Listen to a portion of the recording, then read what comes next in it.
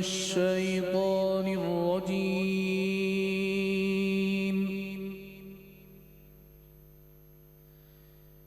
بسم الله الرحمن الرحيم.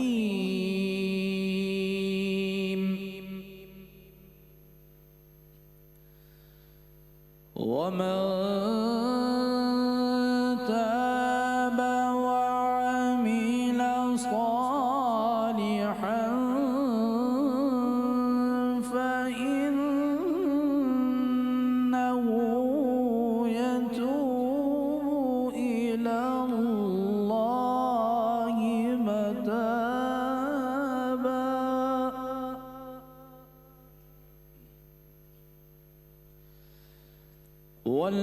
والذين لا يشهدون الزور وإذا مروا باللغو مروا كراما.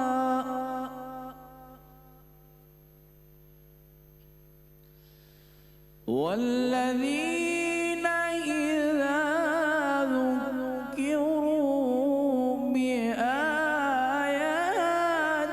ربهم لم يخروا عليها صما وعميانا.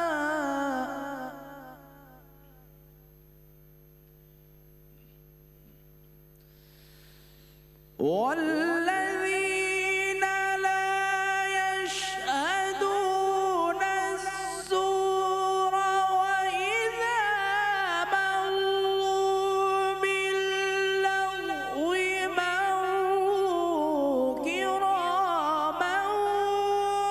والذين إذا ذكروا بآيات ربهم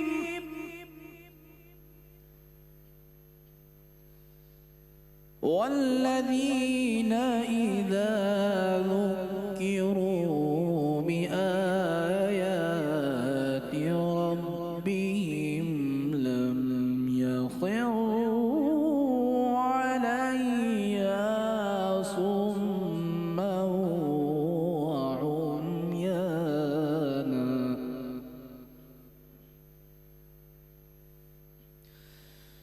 والذين يقولون ربنا هب لنا من أزواجنا وذرياتنا قرة أعين واجعلنا للمتقين إماما.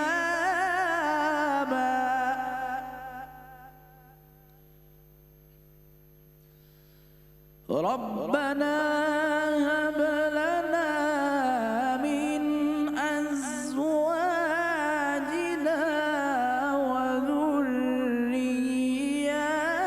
وذرياتنا قرة أعين. ربنا هب لنا من أزواجنا وذرياتنا قرة أعين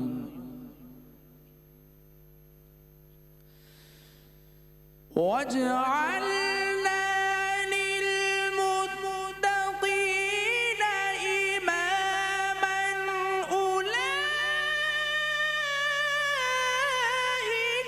يجزون الغرفة بما صبروا ويلقون فيها تحية وسلاما.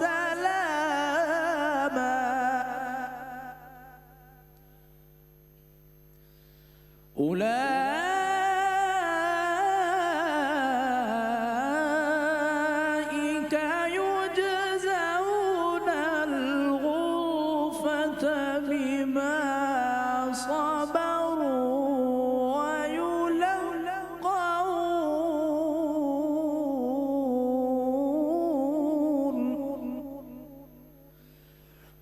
أولئك يجزون الغرفة بما صبروا ويلقون فيها تحية وسلاما خالدين فيها حسنت مستقرا ومقاما صدق الله العظيم. شروع اللہ کے نام سے، اس پاک پروردگار کے نام سے جو بڑا مہربان اور نہایت رحم کرنے والا ہے.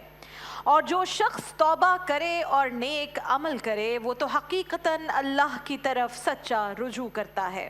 اور جو لوگ جھوٹی گواہی نہیں دیتے اور جب کسی لغو چیز پر ان کا گزر ہوتا ہے تو شرافت سے گزر جاتے ہیں. اور جب ان کے رب کے کلام کی آیتیں سنائی جاتی ہیں تو وہ اندھے بہرے ہو کر ان پر نہیں گرتے اور یہ دعا کرتے ہیں کہ اے ہمارے پروردگار تو ہمیں ہماری بیویوں اور اولاد سے آنکھوں کی ٹھنڈک عطا فرما اور ہمیں پرہیزگاروں کا پیشوا بنا. یہی وہ لوگ ہیں جنہیں ان کے صبر کے بدلے جنت کے بلند و بالا خانے دیے جائیں گے جہاں انہیں دعا سلام پہنچایا جائے گا. اس میں یہ ہمیشہ رہیں گے. وہ بہت ہی اچھی جگہ اور عمدہ مقام ہے. ناظرین کرام، آج تلاوت قرآن کریم کی گئی. سورہ فرقان کی آیات کی تلاوت کی قاری اسامہ رحمانی نعیمی صاحب نے. قاری صاحب جزاک اللہ. اور اسی تلاوت قرآن کریم اور اس کے ترجمے کے ساتھ آغاز ہوا چاہتا ہے الحمدللہ. آج ہماری 23ویں سحر کی نشریات ہے رمضان پاکستان کی. ہم پہلے دن سے آج تک آپ کے ساتھ موجود ہیں. روزانہ پاکستان ٹیلی ویژن پر آپ کے لیے سحر اور پھر افطار کی نشریات لے کر آتے ہیں.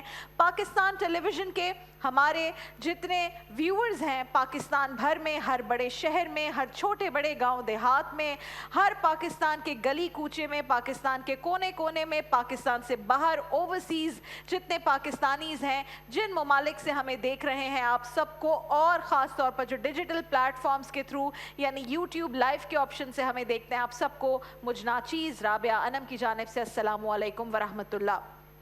ناظرین کرام، آج ایک اور تاخرات ہماری منتظر ہے. ہم اس میں داخل ہو گئے ہیں الحمدللہ. اور اما عائشہ صدیقہ رضی اللہ تعالی عنہ فرماتی ہیں کہ شب قدر کو رمضان کے آخری عشرے کی طاق راتوں میں تلاش کرو. رسول اللہ صلی اللہ علیہ وآلہ وسلم نے یہ فرمایا. ناظرین کرام، ہم عبادتیں بھی کر رہے ہیں، ہم کوششیں پورا مہینہ کر رہے ہیں کہ ہم اچھے کاموں میں خود کو فوکسڈ رکھیں، خود کو مصروف رکھیں. ہم کوئی ایسی چیز نہ کریں جس سے کسی کا دل دکھ جائے. ہم ادب اور آداب سے اپنی زندگی کو گزاریں. عبادتیں بھی ٹھیک طرح سے کریں، یعنی حقوق اللہ بھی پورے کریں اور حقوق العباد بھی پورے کریں. لیکن ناظرین کرام، آج کا جو ہمارا موضوع ہے وہ بہت ضروری ہے. وہ اتنا ضروری ہے کہ مجھے لگتا ہے کہ ہماری زندگیوں میں اگر ہم فوکسڈ ہو جائیں اس ایک چیز پر تو آپ یقین جانیے کہ ہمیں بھی اس کا اجر ملے گا. لیکن جو ہمارا مستقبل ہے، نہ صرف ہمارا مستقبل بلکہ جو ہماری آنے والی نسلیں ہیں وہ سنور جائیں گی، یہ ملک سنور جائے گا اور امت مسلمہ کے لیے بھی فائدہ ہوگا. ناظرین کرام، میرا جو دین ہے وہ اعتدال کا دین ہے، اور اسلام میں بہت زیادہ بار بار فوکس کروایا گیا ہے، زور دیا گیا ہے اولاد کی تربیت پر، اس کی تعلیم و تربیت پر. رسول اللہ صلی اللہ علیہ وآلہ وسلم نے بہت سے مواقع پر اس پر زور دیا. اس کی ایگزامپلز بھی ہیں. اور ناظرین کرام، بچے جو ہوتے ہیں وہ اس دنیا میں ایسے معصوم ہوتے ہیں کہ ان کا جو دل ہے، ان کا جو مزاج ہے وہ اس تختی کی طرح ہے جس پر کچھ بھی درج نہیں ہے۔ ہمیں اتنی احتیاط برتنی ہوتی ہے کیونکہ جو کچھ ہم انہیں سکھا رہے ہیں، بلکہ میں ذاتی طور پر کیونکہ خود ماں ہوں، یہ سمجھتی ہوں کہ ہمارے بتانے سے زیادہ جو کچھ ہم اعمال کر رہے ہیں زندگی میں، ہمارے بچے اس سے سیکھتے ہیں۔ میں نے اپنے والد صاحب کو اگر ہمیشہ عبادتوں میں مصروف دیکھا تو چاہے وہ مجھے یہ نہ کہیں کہ 5 وقت کی نماز پڑھنا لازم ہے، کیونکہ میں نے انہیں کبھی بھی نماز چھوڑتے ہوئے نہیں دیکھا، تو مجھے اس بات کا یقین ہے کہ نماز تو پڑھنی ہے، اس کے بغیر تو کوئی گزارا نہیں۔ اس بات کا یقین ہے کہ نمازیں چھوڑ دی تو دائرہ اسلام سے باہر نکل جائیں گے۔ چونکہ میں نے اپنے والد صاحب کو یا اپنی والدہ کو کبھی جھوٹ بولتے ہوئے نہیں دیکھا اور نہ جھوٹ بولنے کی ترغیب دلاتے ہوئے دیکھا، تو انہوں نے چاہے مجھے کبھی نہ سمجھایا ہو کہ جھوٹ نہیں بولنا، کیونکہ آقا دو جہاں محمد مصطفیٰ صلی اللہ علیہ وآلہ وسلم نے واضح الفاظ میں کہہ دیا کہ اگر رمضان کے پورے روزے بھی رکھے لیکن اس میں جھوٹ بولا اور غلط باتوں سے اجتناب نہ کیا تو وہ روزے صرف بھوک اور پیاس ہیں، اس کے علاوہ کچھ نہیں۔ تو چاہے وہ مجھے یہ بات نہ بھی بتائیں، کیونکہ میں نے انہیں یہ عمل کرتے نہیں دیکھا، میں بھی اسے اپنی زندگی کا حصہ کبھی نہیں بناؤں گی۔ تو ناظرین کرام، ہم جو باتیں کرتے ہیں، جو لیکچر دیتے ہیں، جو سکھاتے ہیں، وہ صرف الفاظ رہ جاتے ہیں اگر ہمارے اعمال اور الفاظ میں ایک جیسی چیز نہ ہو، یعنی وہ ایک سے نہ ہو، ہمارے اعمال کچھ اور ہوں اور ہماری باتیں کچھ اور ہوں، تو پھر وہ صرف باتیں رہ جاتی ہیں اور اس پر ہماری اولادیں کبھی عمل نہیں کریں گی۔ کچھ ناظرین کرام واقعات مختصراً آپ کے سامنے رکھوں گی۔ اچھی عادات بچوں میں پیدا کرنا کتنا ضروری ہے۔ حضرت عمر بن ابی سلمہ رضی اللہ تعالیٰ عنہ روایت کرتے ہیں کہ میں بچہ تھا اور آپ صلی اللہ علیہ وآلہ وسلم کی گود مبارک میں بیٹھا ہوا تھا، اور آپ نے مجھے بہت ہی پیار سے سمجھایا کھانا کھاتے ہوئے کہ اے بچے، اللہ کا نام لے، دائیں ہاتھ سے کھا اور اپنے سامنے سے کھا۔ یعنی آپ تربیت دیکھیں کہ رسول اللہ صلی اللہ علیہ وآلہ وسلم چھوٹے سے بچے کو بھی بہت ہی پیاری اور معصوم انداز میں اس کی تربیت کر رہے ہیں۔ ناظرین کرام، حضرت جابر رضی اللہ تعالیٰ عنہ روایت کرتے ہیں کہ ایک مرتبہ میں آپ صلی اللہ علیہ وآلہ وسلم کی خدمت میں حاضر ہوا تو کیا دیکھتا ہوں کہ آپ کی پشت مبارک پر امام حسن اور امام حسین سوار ہیں اور رسول اللہ ان کی سواری بنے ہوئے ہیں۔ یعنی ایک جانب معصوم بچوں کو آپ تربیت دے رہے ہیں، آداب سکھا رہے ہیں، دوسری جانب انتہائی محبت اور شفقت کا مظاہرہ کر رہے ہیں، اور یہ سب ساتھ چل رہا ہے۔ ایسا نہیں ہے کہ اتنی سختی کر دی آداب اور تربیت میں کہ محبت اور شفقت دور ہو گئی، یا محبت اور شفقت میں اتنا زیادہ اب بڑھ گئے کہ آپ نے ادب اور آداب نہیں سکھائے۔ تو یہ دین اعتدال کہا ہے اور میرے نبی اعتدال پسند ہیں۔ ناظرین کرام، حضرت عبداللہ بن عباس رضی اللہ تعالیٰ عنہ اپنے بچپن کا ایک واقعہ نقل کرتے ہیں اور وہ کہتے ہیں کہ وہ روز آپ کی خدمت میں موجود ہوتے تھے۔ آپ صلی اللہ علیہ وآلہ وسلم نے ایک دن ان سے ارشاد کیا کہ اے لڑکے، اب یہ سننے کی بات ہے، اپنی زندگیوں میں شامل کرنے کی بات ہے، اے لڑکے میں تمہیں چند باتیں سکھانا چاہتا ہوں۔ رسول اللہ فرما رہے ہیں، آقا دو جہاں محمد مصطفیٰ صلی اللہ علیہ وآلہ وسلم کہتے ہیں کہ اللہ کے حقوق کی حفاظت کر، اللہ تیری حفاظت کرے گا۔ اللہ کو یاد کر تو اسے اپنے روبرو پائے گا۔ جب تجھے سوال کرنا ہو، کچھ مانگنا ہو، اللہ سے سوال کر۔ جب مدد مانگنی ہو، اللہ سے مدد مانگ۔ کہا ساری امت بھی اگر اس بات پر جمع ہو جائے کہ تجھے فائدہ پہنچائیں مگر وہ کچھ فائدہ نہیں پہنچا سکتے سوائے اس کے جو اللہ نے تیرے لیے لکھ دیا، یا تو فراخی میں اللہ کو یاد کر، وہ تجھے تنگی میں یاد کرے گا۔ ناظرین کرام، یہ وہ باتیں ہیں جو اگر ہم اپنے بچوں کو بتانا شروع ہو جائیں، صرف اس میں سے ایک ہی جملہ نکال کر، کہ اگر پوری دنیا کے لوگ بھی آپ کو یہ بتائیں کہ ہم تمہارا فائدہ کریں گے، تو رسول اللہ فرما رہے ہیں کہ وہ کچھ نہیں کر سکیں گے اس کے سوا جو اللہ تعالیٰ نے تمہارے لیے لکھ دیا۔ اپنے بچوں کو اچھی تربیت دیں، اور یہ اسی وقت ہوگا جب آپ اپنی بیٹیوں کو اور بیٹوں کو یکساں تربیت اور تعلیم دیں گے۔ جو مرد کی تعلیم اور تربیت ہے وہ فرد کی تعلیم و تربیت ہے، جو ماں کی تعلیم و تربیت ہے وہ معاشرے کی تعلیم و تربیت ہے۔ تو ہمیں بہت ضروری ہے، آج ہم بڑے بہت دل سے اپنے بیٹوں کو اچھے اسکولز میں بھیجتے ہیں, کوشش کرتے ہیں کہ ان کو بہتر کھانا ملے, بیٹیوں سے پہلے کھانا مل جائے. یہ ہماری عادت ہے کہ بیٹے کو جی ہم بڑے نازوں سے رکھتے ہیں, بیٹی کو ہم کیوں نازوں سے نہیں رکھتے. پیار محبت اپنی جگہ, بہت سارے لوگ ایسا کرتے ہیں کہ تھوڑی سی ان پر سختی اس حوالے سے کرتے ہیں کہ یہ کسی اور گھر جائے گی تو ہو سکتا ہے وہاں بھی ایسے حالات ہوں, تو اسے ہم پہلے سے تیار کر لیں. اپنی بیٹیوں کی ناظرین کرام خاص طور پر آپ نے تعلیم اور تربیت کا خیال رکھنا ہے. انشاءاللہ یہی نسلوں کو سنواریں گی, یہی بچوں کو اچھی تعلیم اور تربیت جو آپ نے انہیں دی ہے وہ آگے پہنچائیں گی. اپنے علماء کرام سے بھی انشاءاللہ اس موضوع پر آج گفتگو کریں گے. تاخراتے ہیں, اللہ تعالیٰ سے یہ دعا ہے آپ سب جب اپنی عبادتوں میں دعا کریں اپنے حق میں, تو میرے لیے, میری اس پوری ٹیم کے لیے جو یہاں آن کیمرہ اور آف کیمرہ آتی ہے, علماء کرام ہوتے ہیں, آغا صاحب ہوتے ہیں, ہمارے قصیدہ بردہ شریف پڑھنے والے ساتھی ہوتے ہیں, ہمارے وہ نعت خواں ثنا خواں بھائی ہوتے ہیں جو ہماری مختلف ٹرانسمیشنز میں آتے ہیں, آپ لوگوں سے گزارش ہے کہ ان کے لیے بھی دعا کریں. میرے پروڈیوسر صاحب ہیں, بلال صاحب ہیں, فیصل صاحب ہیں, فواد بھائی ہیں, یہ وہ تمام لوگ ہیں جو بہت محنت سے آپ کے لیے پہلے روزے سے اب تک یہ ٹرانسمیشن لے کر آئے ہیں. انہوں نے بہت محنت کی ہے اور میری گزارش ہے کہ جب اپنی دعائیں اپنے اہل خانہ کے لیے کریں, چونکہ آپ مجھے اپنی فیملی سمجھتے ہیں, تو میری اس فیملی کے لیے دعا کریں, میری اپنی جو گھر میں فیملی ہے ان کے لیے دعا کریں, اور سب سے زیادہ دعا مملکت خداداد پاکستان کے لیے. آج سحری نشریات کا بھی آغاز ہوگا قصیدہ بردہ شریف سے, اور اس کے لیے ہمارے ساتھ موجود ہے قاری اسد الحق صاحب, ثنا سید صاحبہ, اور قصیدہ بردہ شریف کے چند اشعار پیش کریں گے, اور باقاعدہ آغاز ہوگا ہماری سحر نشریات کا. گھروں میں موجود لوگوں سے درخواست کہ جتنا ہو سکے آج درود شریف پڑھیے, درود و سلام بھیجیے, تاکہ ہمارے گھروں میں انشاءاللہ اس کے وسیلے سے خیر و برکت ہو. بسم اللہ.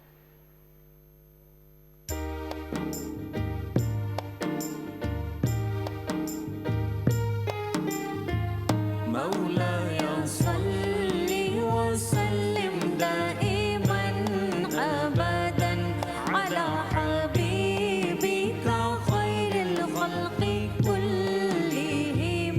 مولاي صل وسلم دائما أبدا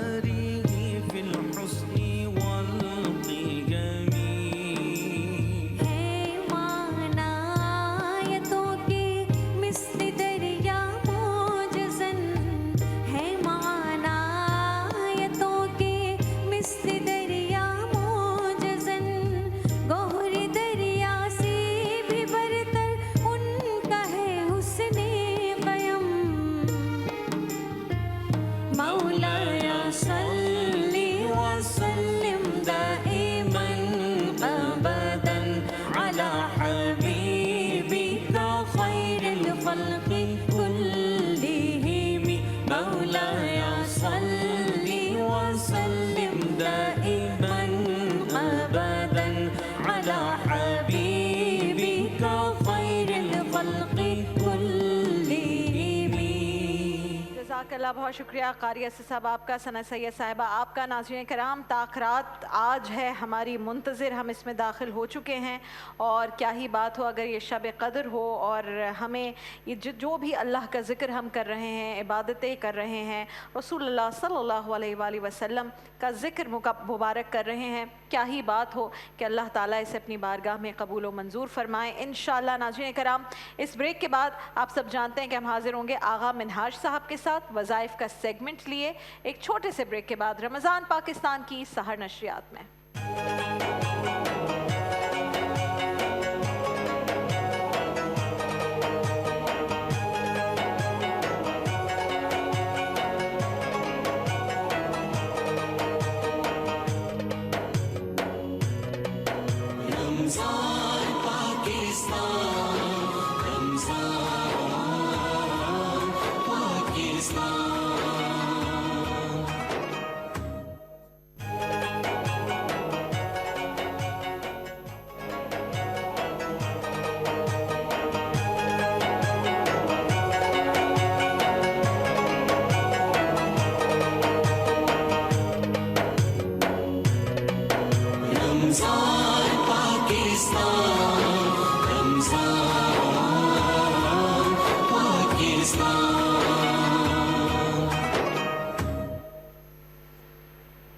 नाज़रीन किराम, एक बार फिर आपको खुश आमदीद कहेंगे रमज़ान पाकिस्तान की इस 23वीं शब की सहर नशरियात में। और आप सब जानते हैं कि हमारा मामूल पहला जो सेगमेंट होता है वो वज़ाइफ का होता है। इन ताक़रातों में मेरी कोशिश है कि हर ताक़रात में कोई ऐसा वजीफ़ा ज़रूर आगा साहब से पूछें इस सेगमेंट के आगाज़ में, जिससे हमारी इबादतों में जिसे हम शामिल करें, इस ज़िंदगी में भी हमारी बेहतरी हो। क्योंकि बहुत सारे हमारे पास सवालात मामलात ऐसे आते हैं कि दिल दुख जाता है और अक्सर व बेशतर जो सवालात हैं वो इस पर मुश्तमिल होते हैं कि बरकत ख़त्म हो गई है, घर में ऐसा लगता है कि कोई बंदिश है, रुकावट है, बनते बनते काम बिगड़ जाते हैं, लोगों की जो तबीयत से मुतालिक बहुत सारे सेहत के सवाल होते हैं, ख़राबी सेहत से मुतालिक, तो दिल भी दुखता है। लेकिन अल्हम्दुलिल्लाह इस वज़ाइफ के सेगमेंट से मेरी उम्मीद है, ये दुआ है कि जो कुछ यहाँ पर आपको बताया जाता है आपकी ज़िंदगी में बेहतरी आए। कुरान की आयात से यहाँ पर जो है इलाज बताया जाता है और वो दुआ और दवा वाला मामला होता है जिसमें आपको कुछ टिप्स बता सकते हैं, वो भी हम आपके सामने पेश करते हैं। लेकिन हम हमेशा कहते हैं अगर सेहत से मुतालिक कोई भी मसला है तो आप डॉक्टर के पास ज़रूर जाइए। ये दुआएं जो हैं वो एक एडेड आपके लिए चीज़ है जिससे आप जब शामिल करेंगे तो इंशाअल्लाह उम्मीद के साथ कि आपकी सेहत में बेहतरी फ़ौरन से आपको नज़र आना शुरू हो जाएगी। लेकिन डॉक्टर का इलाज बहुत ज़रूरी है। आगा साहब तशरीफ़ फरमा। अस्सलामु अलैकुम आगा साहब। वालेकुम अस्सलाम। आगा साहब, before I ask you any question, जो हमारे नाज़रीन ने हमें भेजा, आज 23वीं की शब है, आपसे पूछना चाहती हूँ कि क्या ऐसी दुआएं हैं जिन्हें हमें अपनी इबादत में शामिल करना चाहिए? बिस्मिल्लाह। औज़ु बिल्लाहि मिनश शैतानिर रजीम, बिस्मिल्लाहिर रहमानिर रहीम। आज अल्हम्दुलिल्लाह 23वीं शब और मुमकिना शब क़दर। अल्लाहुम्मा सल्लि अला सय्यदना व मौलाना मुहम्मदिन व अला आलिहि व सहाबिहि व बारिक वसल्लम। ये दुरूद पाक तो कसरत से पढ़ना है। सूरह क़दर आज रात को 100 मरतबा ज़रूर कोशिश कीजिएगा कि पढ़ लीजिए। कुरान पाक की तिलावत कसरत से कीजिए। अगर अभी तक कुरान पाक को ख़त्म नहीं फरमाया तो कुरान पाक शुरू फरमा दीजिए, क्योंकि आखिरी अशरा है और अब इस पर इंतज़ार नहीं करना है, अब इसमें फ़ौरन अमल करना है। और जज़ल्लाहु अन्ना सय्यदना व मौलाना मुहम्मदिन सल्लल्लाहु अलैहि वसल्लम मा हुवा अहलु। ये दुरूद पाक ऐसा दुरूद पाक है जो एक मरतबा इस दुरूद पाक को पढ़ेगा, जज़ल्लाहु अन्ना सय्यदना व मौलाना मुहम्मदिन सल्लल्लाहु अलैहि वसल्लम मा हुवा अहलु। ये आप इंटरनेट पे जज़ल्लाहु अन्ना लिखें, ये अपने घर के अंदर दसूरा है, पंसूरा है, उसके अंदर ये दुरूद पाक मौजूद है। दुरूद पाक के ख़ज़ीने की किताबों के अंदर ये दुरूद पाक मौजूद है। तो ये दुरूद पाक ऐसा है जो एक मरतबा पढ़ेगा। हदीसों में आया है, रिवायतों में आया है कि 70 फरिश्ते 1000 दिन तक बहुत मुशक्क़त से नेकियां लिखते रहेंगे। मतलब इतनी नेकियां हैं एक मरतबा हदीस मुबारका के मफ़हूम के मुताबिक। तो आज रात कसरत से بلکہ معذرت کے ساتھ پورے عشرے میں کثرت کے ساتھ جو بھی باقی دن ہے، انشاءاللہ۔ بلکہ معذرت کے ساتھ پوری زندگی میں روزانہ جزا اللہ جتنا ہو عنا سکے۔ سیدنا و مولانا محمد صلی اللہ علیہ وآلہ وسلم ما ہوا آلو، یہ کثرت سے اس کا ورد کیجئے۔ اور اللہم انا عفو تحب العفو فاعف عنا یا غفور یا غفور یا غفور، اللہم اجرنا من النار، یا اللہم اجرنی من النار، یا مجیرو یا مجیرو یا مجیر۔ یہ آج رات کے وظیفے نہیں ہیں، یہ پورے عشرے کے وظیفے ہیں، لیلۃ الجائزہ تک کے وظیفے ہیں۔ کثرت سے پڑھنا ہے، پوری رات پڑھنا ہے، تمام دن پڑھنا ہے، اور اپنے آپ کو بخشوانا ہے۔ رمضان کا مہینہ ہے، اگر نہیں بخشوایا تو یہ سارے روزے فاقوں میں بدل جائیں گے، تمام نمازیں ایکسرسائز میں بدل جائیں گی۔ تو کثرت سے اپنے آپ کو بخشوانے کے لیے دعائیں مانگنی ہے، پوری رات گڑ گڑا کر، آنکھیں بند کر کے، پروردگار کا تصور کر کے کہ اگر ہم تجھے نہیں دیکھ رہے پروردگار، مگر تو ہمیں دیکھ ہی رہا ہے، ہمارے اعمال کو بھی دیکھ رہا ہے، ہمارے اسباب کو بھی دیکھ رہا ہے، ہمارے اہل و عیال کو بھی دیکھ رہا ہے، ہمارے وطن عزیز پاکستان کو بھی دیکھ رہا ہے، تو خوب دعا کیجیے گا۔ اچھا، بے برکتی کا کیونکہ لوگ بہت سارا سوال کرتے ہیں، جتنے بھی علماء کرام سے میں نے کبھی بھی بے برکتی سے متعلق سوال پوچھا ہے، وہ کہتے ہیں سب سے بڑی ریزن جو گھر میں بے برکتی کی ہے وہ اس لیے کہ ہماری زبانیں صاف نہیں ہیں، سبحان اللہ، اور ہماری زبان سے لوگ محفوظ نہیں ہیں۔ تو اگر آپ یہ وظائف اپنی زبانوں پر رکھیں گے، ہمیشہ یہ پڑھتے رہیں گے، تو آپ کی زبان سے کوئی غلط بات نہیں نکلے گی انشاءاللہ، اللہ کے خوف سے بھی۔ اور آپ ہمیشہ سوچیں گے جب میں اسی زبان سے اللہ کا نام لے رہا ہوں، درود پاک پڑھ رہا ہوں، تو میں اسی زبان کو استعمال کر کے کسی کے لیے غلط بات کیوں کروں؟ تو یہ سب سے بڑا حل ہے کہ یہ آپ کا ایک تو ثواب کا ثواب، کہ جو آپ وظیفہ پڑھ رہے ہیں، دعا پڑھ رہے ہیں، اس کا ایک اجر اور ثواب تو ہے، لیکن آپ اس چیز سے دور ہو جائیں گے جس کی وجہ سے بے برکتی ہو رہی ہے۔ تو ان وظائف کو ہمیشہ اپنی زندگی میں شامل رکھیں۔ یہ کوئی رمضان کا خدا اور پورے سال کا خدا اور نہیں ہے۔ اگر ہم نے اس خدا کو راضی کرنا ہے تو ہمیں یہ تمام چیزیں اپنی زندگی میں باقاعدہ شامل کر لینی ہے، رمضان کے بعد بھی اس کو کنٹینیو کرنا ہے انشاءاللہ انشاءاللہ۔ پہلا جو سوال ہے وہ ایک بھائی کا ہے، وہ کہتے ہیں ہر وقت دل میں ایک ڈر اور خوف رہتا ہے، ہر وقت ایسا لگتا ہے کہ کچھ برا ہونے والا ہے، ایک خوف میں مبتلا رہتے ہیں، میرے ساتھ کچھ ہونے والا ہے، کچھ غلط ہونے والا ہے۔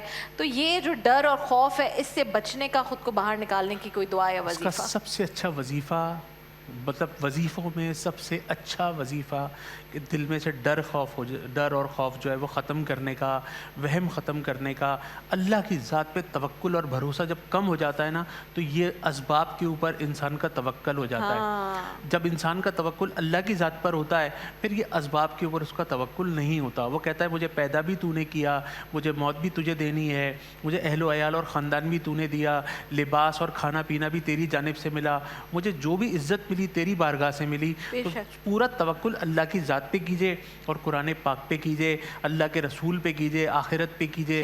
سورہ بنی اسرائیل کی آیت نمبر 105، سورہ بنی اسرائیل آیت نمبر 105 پہ آ جائیے۔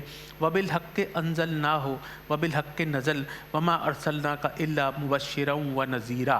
تو اس بنی اسرائیل کی آیت نمبر 105 یہ ایسی آیت مبارکہ ہے، ہر معاملے میں کفایت کرتی ہے، ڈر میں، خوف میں، بیماری میں، بے روزگاری میں، پریشان حالی میں، گھریلو فسادات میں، کاروبار ہونے میں، نہ ہونے میں، جابز میں۔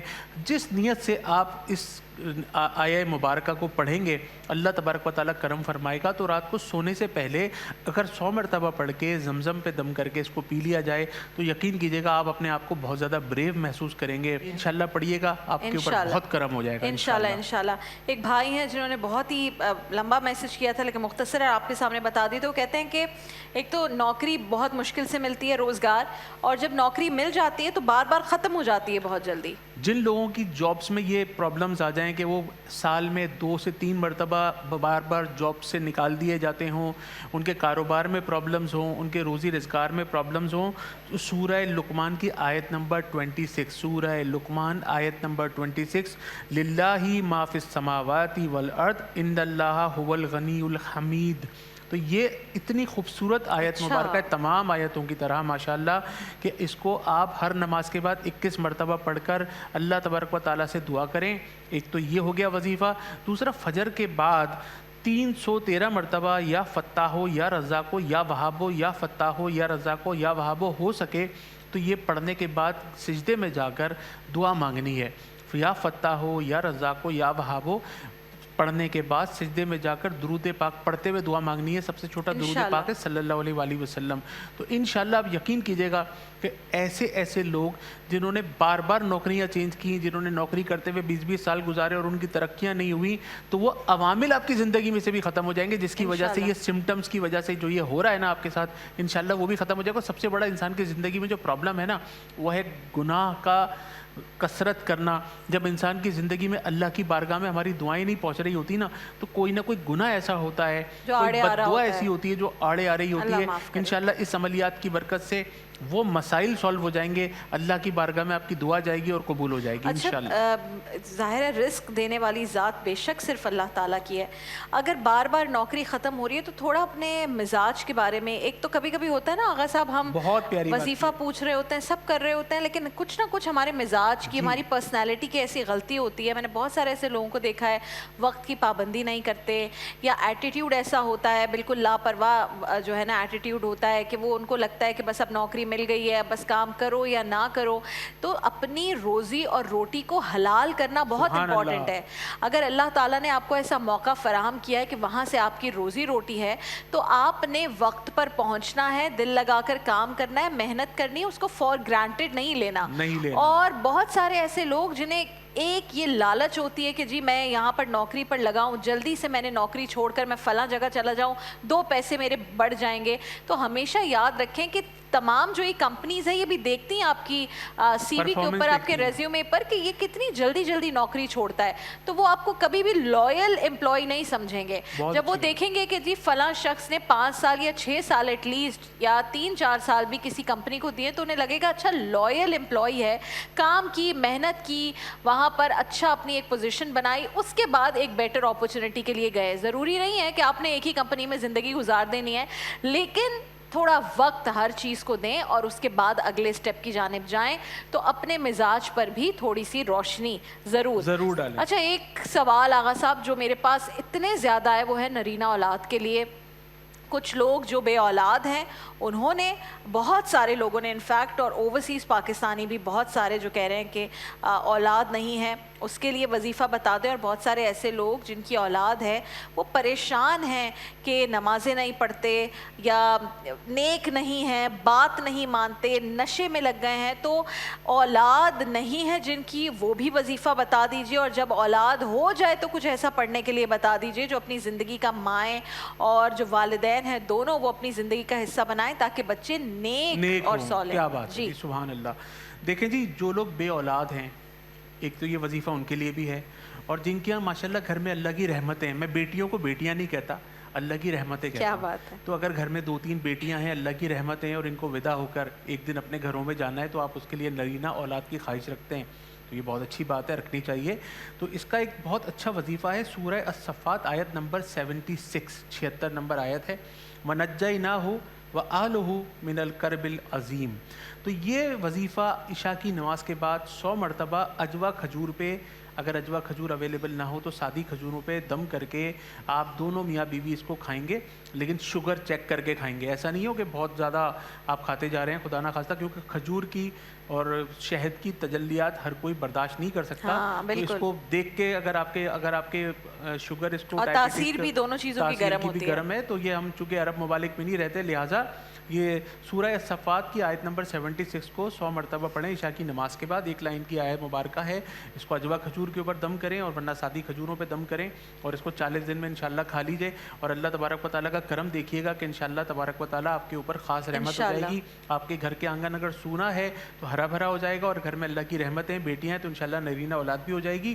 اور ہمیشہ, sorry I am cutting you off Agha Sahab, میں نے بہت سارے ایسے والدین کو دیکھا ہے جو بے اولاد ہوتے ہیں, اور وہ ایک دعا مانگ رہے ہوتے ہیں, اللہ تعالیٰ اولاد دے دے, اللہ تعالیٰ ہمیشہ صحت والی اولاد مانگا کریں. میری بہت عزیز کے ساتھ یہ واقعہ ہوا کہ 10 سال بعد ان کے شادی کی اولاد ہوئی ہے, اور اس بچے کے ساتھ اتنے فزیکل ایسے معاملات ہیں جس کی اب تک وہ بچہ میرے خیال میں 1.5 یا 2 سال کا, اور اس کی 12 سرجریز ہو چکی ہیں. تو ہمیشہ صحت کے ساتھ اپنی اولاد کے لیے دعا کیا کریں. جی آغا صاحب کنٹینیو کیجیے. یا شہیدو یا شہیدو یا شہیدو, یہ ایک ایسا وظیفہ ہے جو انشاءاللہ تبارک و تعالیٰ پڑھ کے اپنی اولاد، جو اولاد جب آپ کی ہو جائے تو اس کو انشاءاللہ پڑھ کے دم کیجیے گا، وہ نیک صالح بھی ہوگی انشاءاللہ تبارک و تعالیٰ، آپ کی فرما بردار بھی ہوگی اور آپ کی آنکھوں کی ٹھنڈک بھی بنے گی انشاءاللہ۔ اچھا آخری سوال، چوتھا اور آخری سوال، آغا صاحب بیرون ملک تعلیم حاصل کرنے کے لیے جانا چاہتا ہوں لیکن وسائل بھی ایسے نہیں بن پا رہے، اور کچھ ایسی چیز بتا دیں جس سے آسانی ہو جائے۔ سورہ انفال کی آیت نمبر 62، فَإِنَّا حَسْبُكَ اللَّهُ هُوَ الَّذِي أَيَّدَكَ بِنَصْرِهِ وَبِالْمُؤْمِنِينَ۔ سورہ انفال کی آیت سورہ 62، انفال آیت نمبر 62۔ تو یہ وہ آیت مبارکہ ہے جن لوگوں کی امیگریشن رکی ہوئی ہے، جن لوگوں نے آئلس کے ایگزام دیے اور ابھی تک ان کے پیپرز کے آنسرز نہیں آئے ہیں، اکثر جو ہے شوہر وہاں ہوتے ہیں، بیویاں یہاں پھنسی ہوتی ہیں۔ ایسے کیسز بہت اچھا یاد دلایا آپ نے کہ وہاں پہ ہسبینڈز اپنی وائفز کا انتظار کر رہے ہیں، کچھ لوگ اپنے گھروں کو سمیٹ کے بیٹھے ہوئے جانے کا انتظار میں، ابھی تک کوئی جواب نہیں آ رہا۔ جو لوگ بیرون ملک جا کے پڑھنا چاہتے ہیں ان کے لیے، جو لوگ وہاں پہ جا کے جابس کرنا چاہتے ہیں اور وہاں پہ یہاں پاکستان ریمیٹنس بھیجیں گے، پاکستان بھی گرو کرے گا، وہ بھی گرو کریں گے، پوری دنیا میں پاکستان کے ڈاکٹرز، انجینئرز ویسے ہی بڑے مشہور ہیں۔ آپ یہاں سے اچھی کوالیفیکیشن لے کے وہاں جا کر ملک کا نام روشن کرنا چاہیں تو آپ کے لیے یہ وظیفہ ہے کہ انشاءاللہ آپ جلد از جلد خوشخبری سنائیں گے۔ اس کو پڑھنا ہے فجر کے بعد 100 ٹائمز، اور اس کے بعد سورہ سبحان اللہ وبحمدہ سبحان اللہ العظیم وبحمدہ استغفر اللہ، اس وظیفے کو کمبینیشن ہے یہ۔ تو اگر یہ ساتھ میں ملا کے پڑھیں گے اور اللہ تبارک و تعالیٰ سے گڑ گڑا کے دعا کریں گے، سورہ انفال آیت نمبر 62 کو، سبحان اللہ وبحمدہ سبحان اللہ العظیم وبحمدہ استغفر اللہ، یہ پڑھ کے اللہ تبارک و تعالیٰ سے گڑ گڑا کے دعا کیجیے گا، اپنے مقصد کے لیے نیک نیتی کے ساتھ کیجیے گا، انشاءاللہ تبارک و تعالیٰ مایوس نہیں ہوں گے۔ اللہ آپ کو اس کا اجر دے آغا صاحب، بہت اچھے ہمیں جو ہے نا آپ یہاں پر دعائیں بتاتے ہیں، وظائف بتاتے ہیں، اور مجھے تو اب ایسا لگ رہا ہے کہ جب آپ اس وقت ان اوقات میں یہاں پر نہیں بیٹھا کریں گے تو میں آپ کو یقیناً مس کروں گی، اور بہت سارے میسیجز آپ کو پتہ ہے ہم نے پچھلی بھی جو 2 سال پہلے ٹرانسمیشن کی تھی وہ ختم ہونے کے بعد مجھے کئی مہینوں تک میسیجز آتے رہے، تو اس دفعہ یہ بھی کریں گے کہ میں آپ کو فارورڈ کر دوں گی اور یا میں آپ کا نمبر دے دیا کروں گی اگر آپ اجازت دیں گے۔ خوش بختی کی علامتیں ہیں کہ اللہ تعالیٰ رمضان المبارک میں ہم اور آپ سے یہ کام لے رہا ہے۔ کیا بات ہے، کیا بات ہے، اللہ کرے کہ یہاں سے جو بھی بات آپ تک پہنچتی ہے اللہ تعالیٰ آپ کے لیے اس کو فائدہ مند ثابت کرے۔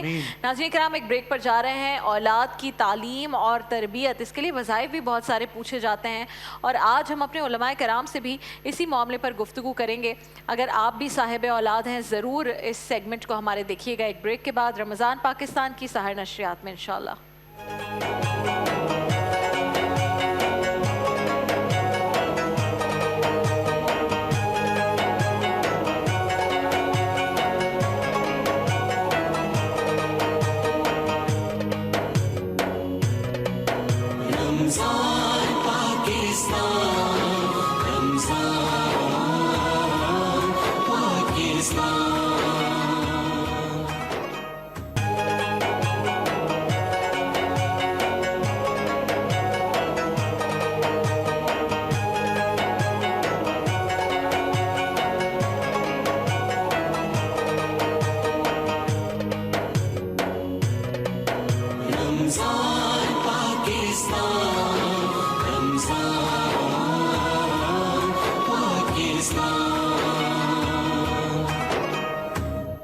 ایک بار پھر آپ کو خوش آمدید کہیں گے۔ رمضان پاکستان کی 23ویں سحر نشریات میں الحمدللہ موجود ہیں، اور وقت ضائع کیے بغیر آپ سے تعارف آج کے مہمانان گرامی کا اور آج کے موضوع پر ان سے گفتگو، کیونکہ مجھے لگتا ہے کہ جو آج کا موضوع ہے ہمارے معاشرے کے لیے انتہائی اہم ہے، اور یہ اتنا اہم ہے کہ یہ ہماری آخرت بھی سنوار سکتا ہے اور ہمارا کل بھی سنوارے گا، جو اس دنیا میں ہمارا جو مستقبل ہے اس کے لیے بھی بہت ضروری ہے، اور ہم یہ وہ چیز ہے جس پر بالکل ہم نے فوکس چھوڑ دیا ہے۔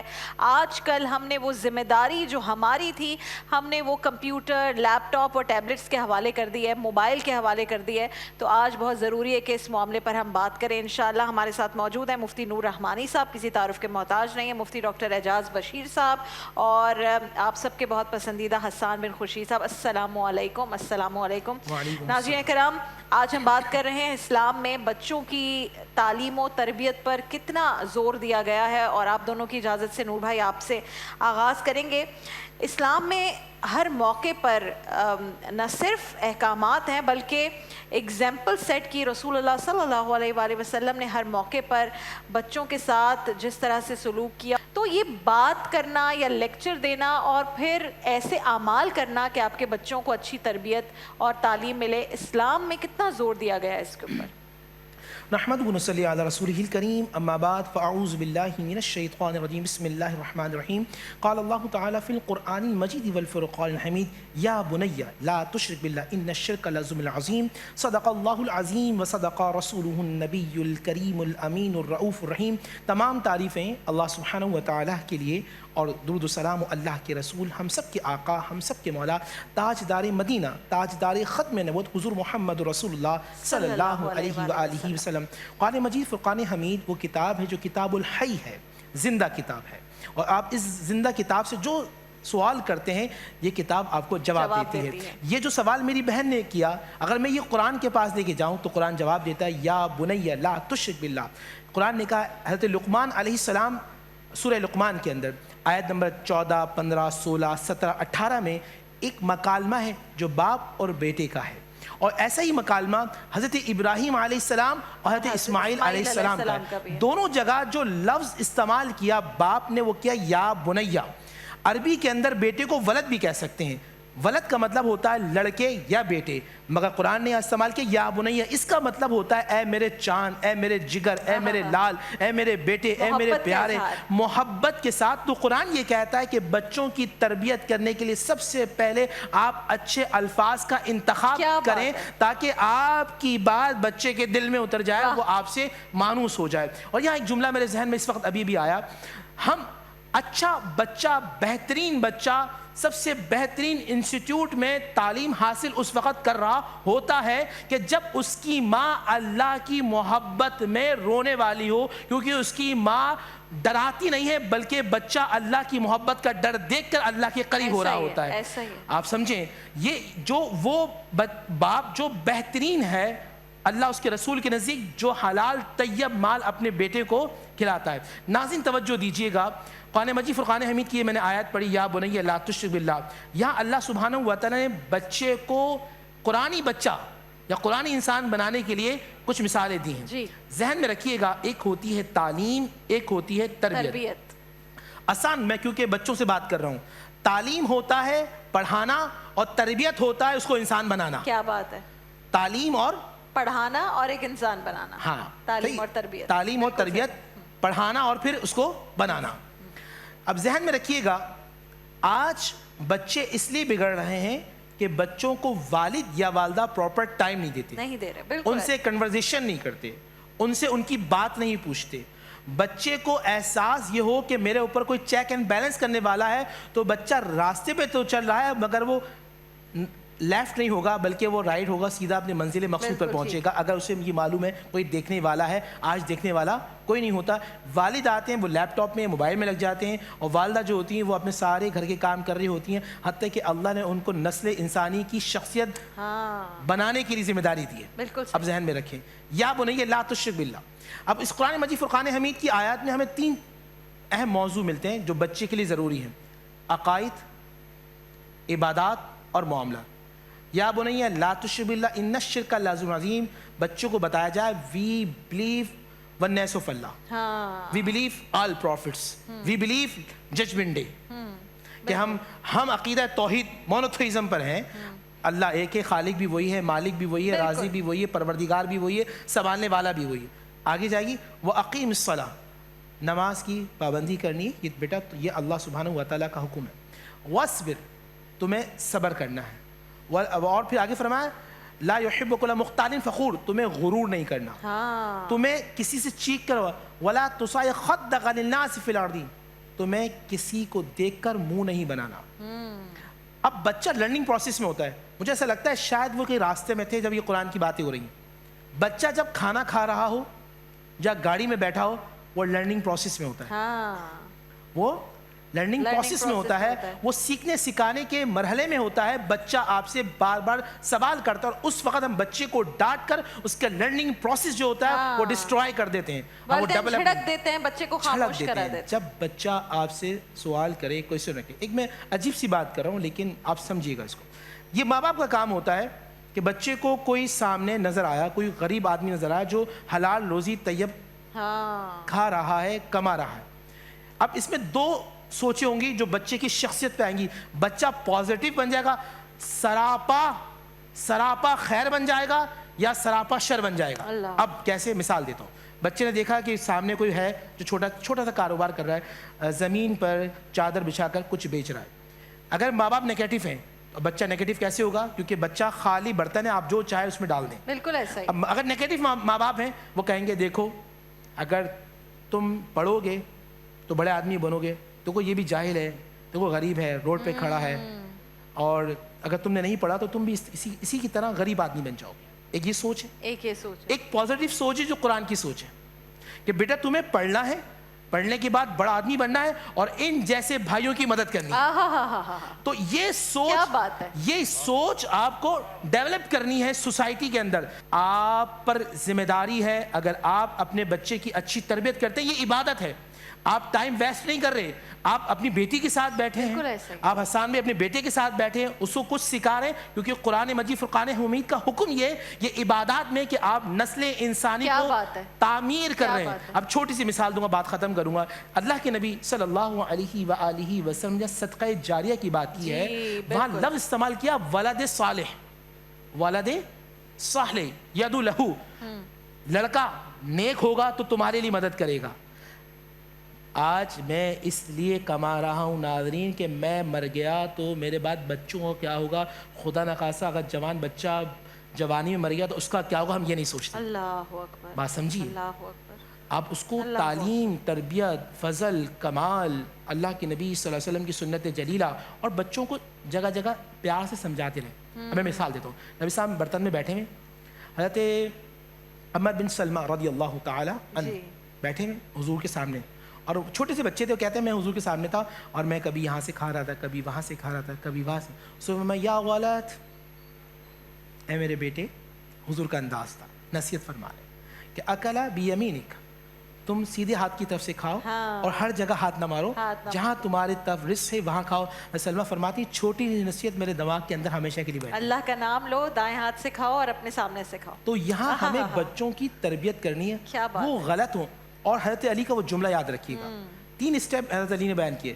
جب بچہ 7 سال تک کا ہے تم اس کی غلام ہو, جب وہ 7 سے 14 سال کا ہو جائے وہ تمہارا غلام بن جائے, 14 سے جیسی 15 سال کا ہے اب تم دونوں دوست بن جاؤ. اس کو زمانے میں دوست ڈھونڈنے کی ضرورت نہ ہو, باپ اس کا بہترین دوست ہو. کیا بات ہے, کیا بات ہے. ڈاکٹر صاحب آپ کے پاس بھی اعجاز بشیر صاحب یہی سوال لے کر کہ اسلام میں یہ بھی حکم ہے کہ پہلے بچوں کی تربیت کی جائے پھر ان کی تعلیم کے اوپر غور کیا جائے. حضرت عمر فاروق رضی اللہ تعالیٰ عنہ نے بھی فرمایا, if I am not wrong, ہمارے یہاں کیا ہو گیا ہے کہ ہم 2.5 سال کے بچے کو مونٹیسری بھیج دیتے ہیں. ابھی بچے کو سمجھ ہی نہیں آتی کہ ماں باپ سے دور ہونا ہے, کیا کرنا ہے, کس سے کس طرح سے بات کرنی ہے, کیونکہ ہم اتنا بزی ہو گئے اپنی زندگی میں. ہم کہتے ہیں بس وہ بچہ صبح سے جائے گا, 5-6 گھنٹے اسکول میں رہے گا تو ہمیں ذرا وقت مل جائے گا اپنی زندگی گزارنے کا. میں نے بہت سارے ایسے کیسز دیکھے ہیں کہ چونکہ بچوں کو اتنی کم عمر میں آپ اسکول بھیج دیتے ہیں, اور پھر والدین تربیت سے متعلق جو بھی مسئلہ بچوں کا آ رہا ہے اس میں جو بلیم کرتے ہیں وہ اسکول کو کرتے ہیں کہ ٹیچر نے فلاں ایسا کر دیا, مینجمنٹ نے نہیں سکھایا. تو ایک تو مجھے یہ بھی بتائیے گا کہ کس ایج میں بچے کو اسکول بھیجنا چاہیے تعلیم کے لیے, اور اس کا پروسیس کیا ہونا چاہیے, کس طریقے سے بھیجنا چاہیے, اور جو والدین, ایک اور ضمنی سوال, بچوں کی تعلیم و تربیت نہیں کر رہے ان والدین کے لیے کیا احکامات ہیں. بسم اللہ. بسم اللہ الرحمن الرحیم. ماشاءاللہ ہمارے مفتی صاحب نے بڑی خوبصورت گفتگو کی ہے, اور ہمارے اس معاشرے کا جو المیہ ہے, اور آپ کی اس سے پہلے والے انٹرو کے اندر جو گفتگو کی تھی آپ نے, میں اس پر یہ بات کہنا چاہتا ہوں کہ جب تک ایک نسل خود سچ نہیں بولے گی ان کی اگلی پوری نسل کے اندر سچائی پیدا نہیں ہوگی. ہم یہ چاہتے ہیں کہ ہمارا بچہ دنوں کے اندر سچائی پر عمل کرنا شروع کر دے, سچ بولنا شروع کر دے. ماں باپ کو اپنی پوری زندگی سچ میں لگانی پڑے گی. ہو سکتا ہے ان کی اولاد تو سچ نہ بولے, لیکن اس کے بعد والی اولاد کے اندر سچائی کا مادہ پیدا ہو جائے، تو اس میں پہلی بات تو ہمیں خود سیکریفائس کرنا ہے، ہمیں کنٹریبیوٹ کرنا ہے۔ ہم اپنی ذمہ داریوں سے بھاگیں گے، بورڈنگ اسکولز کی طرف جائیں گے، مختلف انسٹیٹیوشنز کی طرف جائیں گے۔ دیکھیں مسئلہ کہاں آتا ہے، ایرر یہاں پر ہے کہ جو سب سے پہلا انسٹیٹیوشن ہے وہ اس کے والدین ہیں۔ بالکل ایسا ہی دنیا میں اس سے بہترین ایجوکیشن انسانیت کی اول تاریخ سے لے کر قیامت کی آخری انسان تک بھی اس سے بہترین درسگاہ کوئی اور نہیں ہو سکتی۔ جس سچائی کے ساتھ، جس خلوص کے ساتھ، جس انٹینشن کے ساتھ ماں باپ اپنے بچے کو ایک علم ٹرانسفر کرتے ہیں، وہ کوئی دنیا کی درسگاہ اس کو پرووائڈ نہیں کر سکتی۔ مسئلہ یہاں پر آتا ہے، ہمارے یہاں پر کیا ہے کہ ہم نے اپنی اولادوں کو اپنے سر سے ہٹا کر دوسروں کے سر پہ ڈال دیا ہے، تو لہٰذا وہ جس طرح ہوتا ہے روٹین ورک میں، کوئی ان کے فریم میں ایڈجسٹ ہوتا ہے تو وہ کر لیتے ہیں، کوئی بچہ ایڈجسٹ نہیں ہوتا تو اس کو باہر نکال دیتے ہیں۔ بالکل ایسا ہی۔ تو لہٰذا ہمیں اپنے آپ کو کم بیک کرنا ہے، واپس آنا ہے۔ یہ ابتدائی درسگاہ دیکھیں پوری دنیا کے اندر اب ایجوکیشن سسٹم چینج ہو رہا ہے، اب کتابوں کے بوجھ کو ریڈیوس کیا جا رہا ہے۔ جو اتنے بڑے بڑے بیگ تھے، تہذیب سکھاتی ہے جینے کا سلیقہ، تعلیم سے جاہل کی جہالت نہیں جاتی۔ یعنی صرف آپ کا جو لرننگ پروسیس ہے، جو آپ مختلف ٹیکسٹ بک سے حاصل کرتے ہیں، اس کے ذریعے آپ کی تہذیب اچھی نہیں ہو سکتی، آپ کی تربیت نہیں ہو سکتی۔ آپ کے پاس نالج تو آ جائے گی کہ ہاں جی یہ چیز ایسی ہے، یہ ایسی ہے، فزکس میں یہ کہا ہے، میتھمیٹکس میں یہ کہا ہے۔ یہ سارے فارمولے جو ہیں پریکٹیکل لائف کے اندر جب آپ آئیں گے تو آپ کو ایک سماجی ماحول درکار ہوگا، اور سماجی درسگاہ جو ہے وہ آپ کو درکار ہوگی، اور وہ آپ کے والدین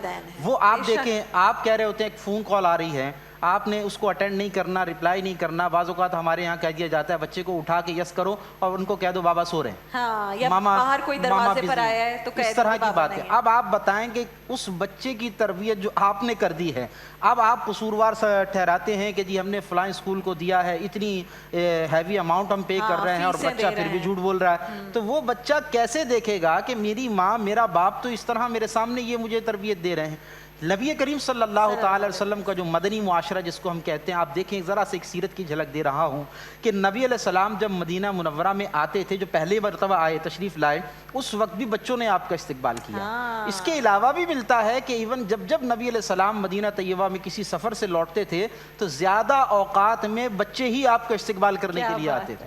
اس کی وجہ کیا تھی؟ ایک تو وہ رسالت اور نبوت کا منصب وہ تو اپنی جگہ ہے، لیکن آپ علیہ السلام نے بچوں کو وہ ماحول دیا تھا جو آج جس کے اور مفتی صاحب نے اشارہ کیا ہے کہ ماں اور باپ، یعنی اگر ماں ہے تو وہ لڑکی کی دوست نہیں بن رہی، باپ ہے تو وہ اپنے بیٹے کا دوست نہیں بن رہا۔ نتیجہ کیا ہے کہ ہم دوسری جگہ وہ سنگتیں ڈھونڈتی ہیں۔ ہمیں ایک ایسی چیز چاہیے کہ جہاں پر ہم کمیونیکیٹ کر سکیں بہت ساری چیزوں کو۔ ہم نے وہ اسپیس چھوڑا، کسی نیگیٹو پرسنالٹی نے اپنے لیے جگہ بنا لی ہے، کوئی نہ کوئی دوست ڈھونڈے گا، جب والدین نہیں بنیں گے تو باہر ڈھونڈے گا۔ لیکن نیچرل پروسیس ہے نا کہ آپ کو ہر وقت میں، یعنی بچے کے فیزز ہوتے ہیں، آپ کو اس فیز کے حساب سے، مینٹیلٹی کے حساب سے اس کو لے کر چلنا ہے۔ ہمارے یہاں اٹھا دیا جو آخری سوال آپ نے کیا، اور بہت خوبصورت، اسی پہ کنکلوڈ کرتا ہوں کہ بچے کو کبھی بھی اپنی طرف سے جو انسٹرکشنز ہیں خاص طور پر ایجوکیشن کی، اس کے اندر پھنسایا نہ جائے، اس پر لادا نہ جائے، اس کے اوپر زبردستی یہ نہ کر دیا جائے کہ تم نے انجینئر ہی بننا ہے، تم نے یہی کرنا ہے، تم نے اس ٹریک پہ چلنا ہے۔ میری آبزرویشن یہ ہے، میری رائے یہ ہے اس میں کہ بچے کے سامنے نیگیٹو اور پازیٹیو دونوں لائن ڈرا کر دی جائیں، اور اس کو ان دونوں کی اویئرنیس دے دی جائے۔ اب بچے کو چوز کرنے کا، اس کو سلیکٹ کرنے کے بارے میں موٹیویٹ کیا جائے، تو اس طرح وہ جب آگے بڑھنا شروع کرے گا تو وہ اپنے راستے خود بخود تلاش کرتا رہے گا۔ آج تو آپ فوکس کر دیں گے اس کو کہ آپ نے یہی کرنا ہے، وہ کر لے گا، لیکن ہمیشہ ماں تو موجود نہیں رہے گی، ہمیشہ باپ موجود نہیں رہے گا۔ تو ایسے موقع پر جب کبھی اس کو دوبارہ سلیکشن کرنی پڑے گی، وہ یوز ٹو نہیں ہوگا۔ تو نتیجہ یہ ہے کہ ادھر سے یا ادھر سے کہیں سے بھی کوئی رائے آئے گی تو وہ کسی نیگیٹو طریقے پہ چلا جائے گا۔ آج سوشل میڈیا کا دور ہے، سیکنڈز لگتے ہیں انسان کو ڈائیورجن کریٹ ہونے کے اندر، اور پھر انسان وہاں پہنچ جاتا ہے جہاں سے کم بیک کرنا مشکل ہوتا ہے۔ تو میں سمجھتا ہوں سیرت نبوی میں آپ دیکھیں امام حسن امام حسین کے ساتھ نبی علیہ السلام کا تعلق کیسا ہے، خطبات یعنی نبی کا خطبہ، ان پر ہمارے ماں باپ فدا کہ ان کے ایک الفاظ سننے کے لیے آج پوری دنیا ہم قربان کر سکتے ہیں۔ لیکن آپ علیہ السلام جب خطاب کر رہے ہیں تو آگے سے امام حسن یا امام حسین آ رہے ہیں لڑکھڑاتے ہوئے، تو صحابہ کہتے ہیں ہم نے حضور کے چہرہ مبارک کو دیکھا کہ آپ کا چہرہ کبھی اس طرف ہو رہا ہے، کبھی اس طرف ہو رہا ہے، جہاں بچہ جا رہا ہے، کیونکہ چھوٹے تھے تو جس طرف آپ کا جھکاؤ ہوتا تھا، گرنے لگتے تھے تو حضور ایسے کر کے جو ہے اس کی طرف جھکاؤ کرتے تھے، حتیٰ کہ حضور سے برداشت نہ ہوا، آپ نے خطبہ چھوڑا اور جا کے امام حسن یا امام کیا حسین کو اٹھا کے کیا سینے سے بات لگا ہے، لیا۔ کیا بات۔ اقرا بن حابس آتے ہیں، حضور اپنے بچوں سے پیار کی بات کر رہے ہیں، بوسہ دے رہے ہیں، آپ علیہ السلام نے ایک بچے کو بوسہ دیا، پیار سے اپنے زانوں پہ بٹھایا، اس نے کہا یا رسول اللہ میرے تو 10 بچے ہیں، میں نے کبھی بوسہ نہیں دیا۔ میں نے کبھی بوسہ نہیں دیا۔ تو یہ بات یہ ہے کہ حضور علیہ السلام نے پھر وہ رحم کی بات بتائی کہ جو جس کے دل تم میں رحم کرو گے تو اللہ تم پر رحم تم پہ رحم کیا کرے۔ تو یہ چیزیں ہیں، اگر ہم سافٹ طریقے سے پولائٹنس کے ساتھ اپنے بچوں کو موٹیویٹ کر سکیں، اویئر کر سکیں، ان کو سمجھا سکیں۔ تھپڑ مارنا، یہ سارے زجر مطلب ان کو تکلیف دینا، اذیت دینا، ابھی وہ چھوٹے ہیں، ان کی قوتیں چھوٹی ہیں، ابھی برداشت کر جائیں گے، ابھی ان کو آپ کی ضرورت ہے تو برداشت کر لیں گے، لیکن کل جب آپ کو ان کی ضرورت ہوگی وہ برداشت نہیں کریں گے، لہٰذا ہمیں فیصلہ کر لیں۔ اور اتنی اچھی گفتگو ہوئی کہ آپ نے کیا تربیت ہے وہ بھی بتا دیا، آپ نے رسول اللہ نے کس طرح سے شفقت کی وہ بھی بتا دیا۔ یعنی کہ ہمارا جو ایک اس وقت مسئلہ ہے وہ یہ کہ یا تو ہم بچوں سے اس قدر لاڈ پیار کرتے ہیں کہ ہم بھول جاتے ہیں کہ ان کی تربیت کرنی ہے، یا پھر ہم تربیت میں اتنا غصہ اور سختی شامل کر دیتے ہیں کہ اپنا لاڈ پیار بھول جاتے ہیں۔ اب جس عظیم ہستی کی اگزامپل یہاں پر دی گئی تو وہ بات یہ ہے کہ وہ شفقت بھی کر رہے ہیں، محبت بھی کر رہے ہیں، رحم بھی فرما رہے ہیں، پیار بھی کر رہے ہیں، کنسنٹریشن بھی، لاڈ پیار سب کچھ ہے، لیکن تربیت بھی بھرپور کر رہے ہیں۔ تو دونوں کو آپ نے، کیونکہ یہ تو دین ہی اعتدال کا ہے، آپ نے دیکھنا ہے اس کو کہ کس طرح لے کر چلنا ہے۔ اور ہمارے ہاں ہم سمجھتے ہیں کہ بچوں پر ہم کوئی احسان کر رہے ہیں ان سے محبت کر کے، یہ آپ کی اولاد ہے، آپ کے فیصلے سے، اللہ تعالیٰ کے حکم سے اس دنیا میں آئی ہے، آپ نے اس کو پوری کنسنٹریشن کے ساتھ ان کو جو ہے نا آپ نے ان کو وقت دینا ہے، ان کا دوست بننا ہے۔ اور واقعی پہلے زمانے میں بہت آسان ہوتا تھا، ہماری اگر والدہ والد صاحب ہمیں وقت نہیں بھی دیتے تھے تو ہمارے پاس کیونکہ کمپیوٹر، ٹیب، موبائل فونز کی اس طرح سے رسائی نہیں ہوتی تھی، تو ہم کسی نہ کسی کھیل میں یا کزنز کو دوست بنانا یا اپنے بھائیوں کے ساتھ بہنوں کے ساتھ کھیلتے تھے۔ آج آپ بچے کو 10 منٹ ان اٹینڈڈ چھوڑ دیں تو اسے پتہ ہے کہ ماں کے فون کا کوڈ کیا ہے، وہ کھولے گا اور اپنا یوٹیوب دیکھنا شروع کر دے گا۔ تو اب تو اس کے لیے بڑی آسانی ہو گئی ہے۔ تو اب پہلے کے مقابلے میں آپ کی کنسنٹریشن اس بچے کو زیادہ چاہیے، اور پلیز بچوں کو ان اٹینڈڈ نہ چھوڑا کریں، ہمیشہ دیکھیں ایک اوپر سے، وہ کہتے ہیں نا چیل کی نگاہ، آپ نے دیکھنا ہے کہ کس طرح سے جو ہے نا آپ کے بچے پورے دن میں ان کی روٹین کیا ہے، کیا برتاؤ ہے۔ اور میں یقین سے آپ کو یہ بات کہہ سکتی ہوں کہ آپ آج 10 دفعہ اپنے بچوں سے کہیں کہ نماز پڑھیں، لیکن اگر آپ خود اذان ہوتے ہی نماز کی تیاری نہیں کر رہے، بچے کس طرح فالو کریں گے؟ اللہ تعالیٰ ہم پر رحم کرے۔ حسان بھائی آپ سے کلام کی درخواست، اور نور بھائی آج تاکرات بھی ہے، میری آپ سے گزارش، آپ بھی شوقین ہیں، پڑھتے ہیں ساتھ میں، تو اگر ساتھ دیں حسان بھائی کا انشاءاللہ۔ بسم اللہ۔ سب سے اولا ہمارا نبی، سب سے اولا ہمارا نبی، اپنے مولا کا پیارا ہمارا نبی، اپنے مولا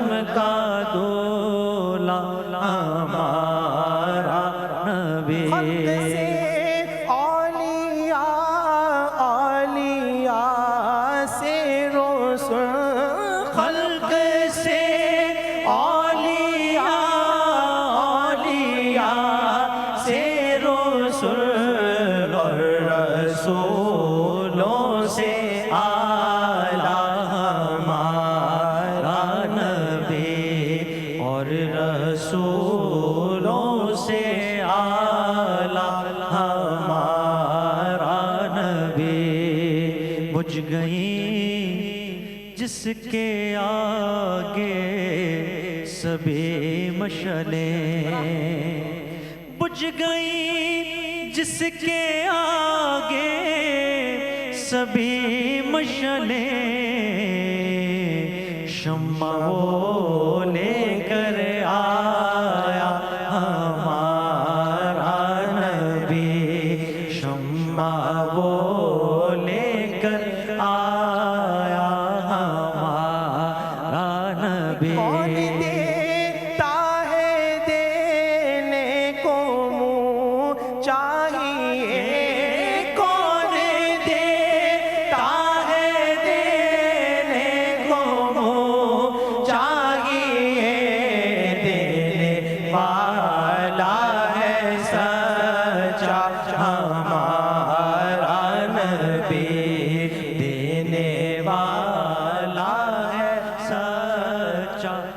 हमारा नबी।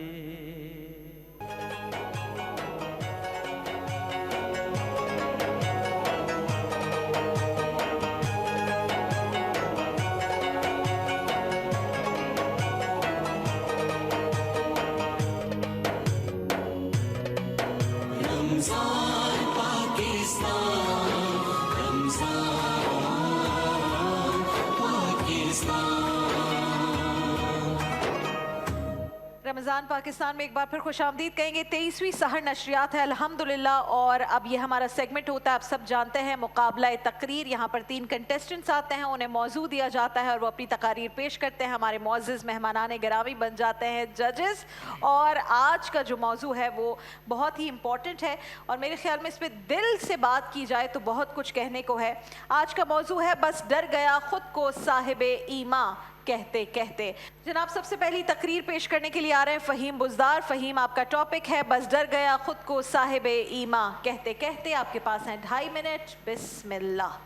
बिस्मिल्लाहिर्रहमानिर्रहीम। अव्वल कलमे पर ईमान लाना और उस पर अमल करना 2 मुख्तलिफ जहतें होती हैं सदर अली वक़ार।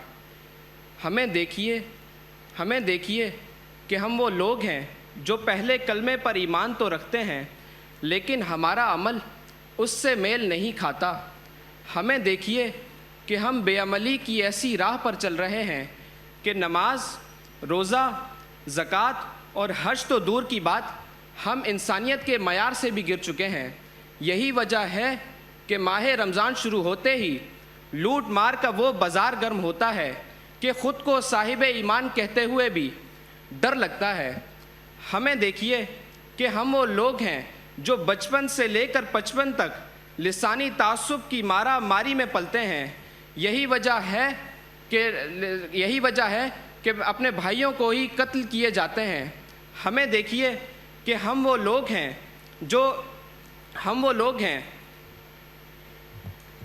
फ़हीम बुज़दार, बहुत शुक्रिया आपका। अगली तकरीर करेंगे तलहा राना। तलहा आ जाइए, बिस्मिल्लाह।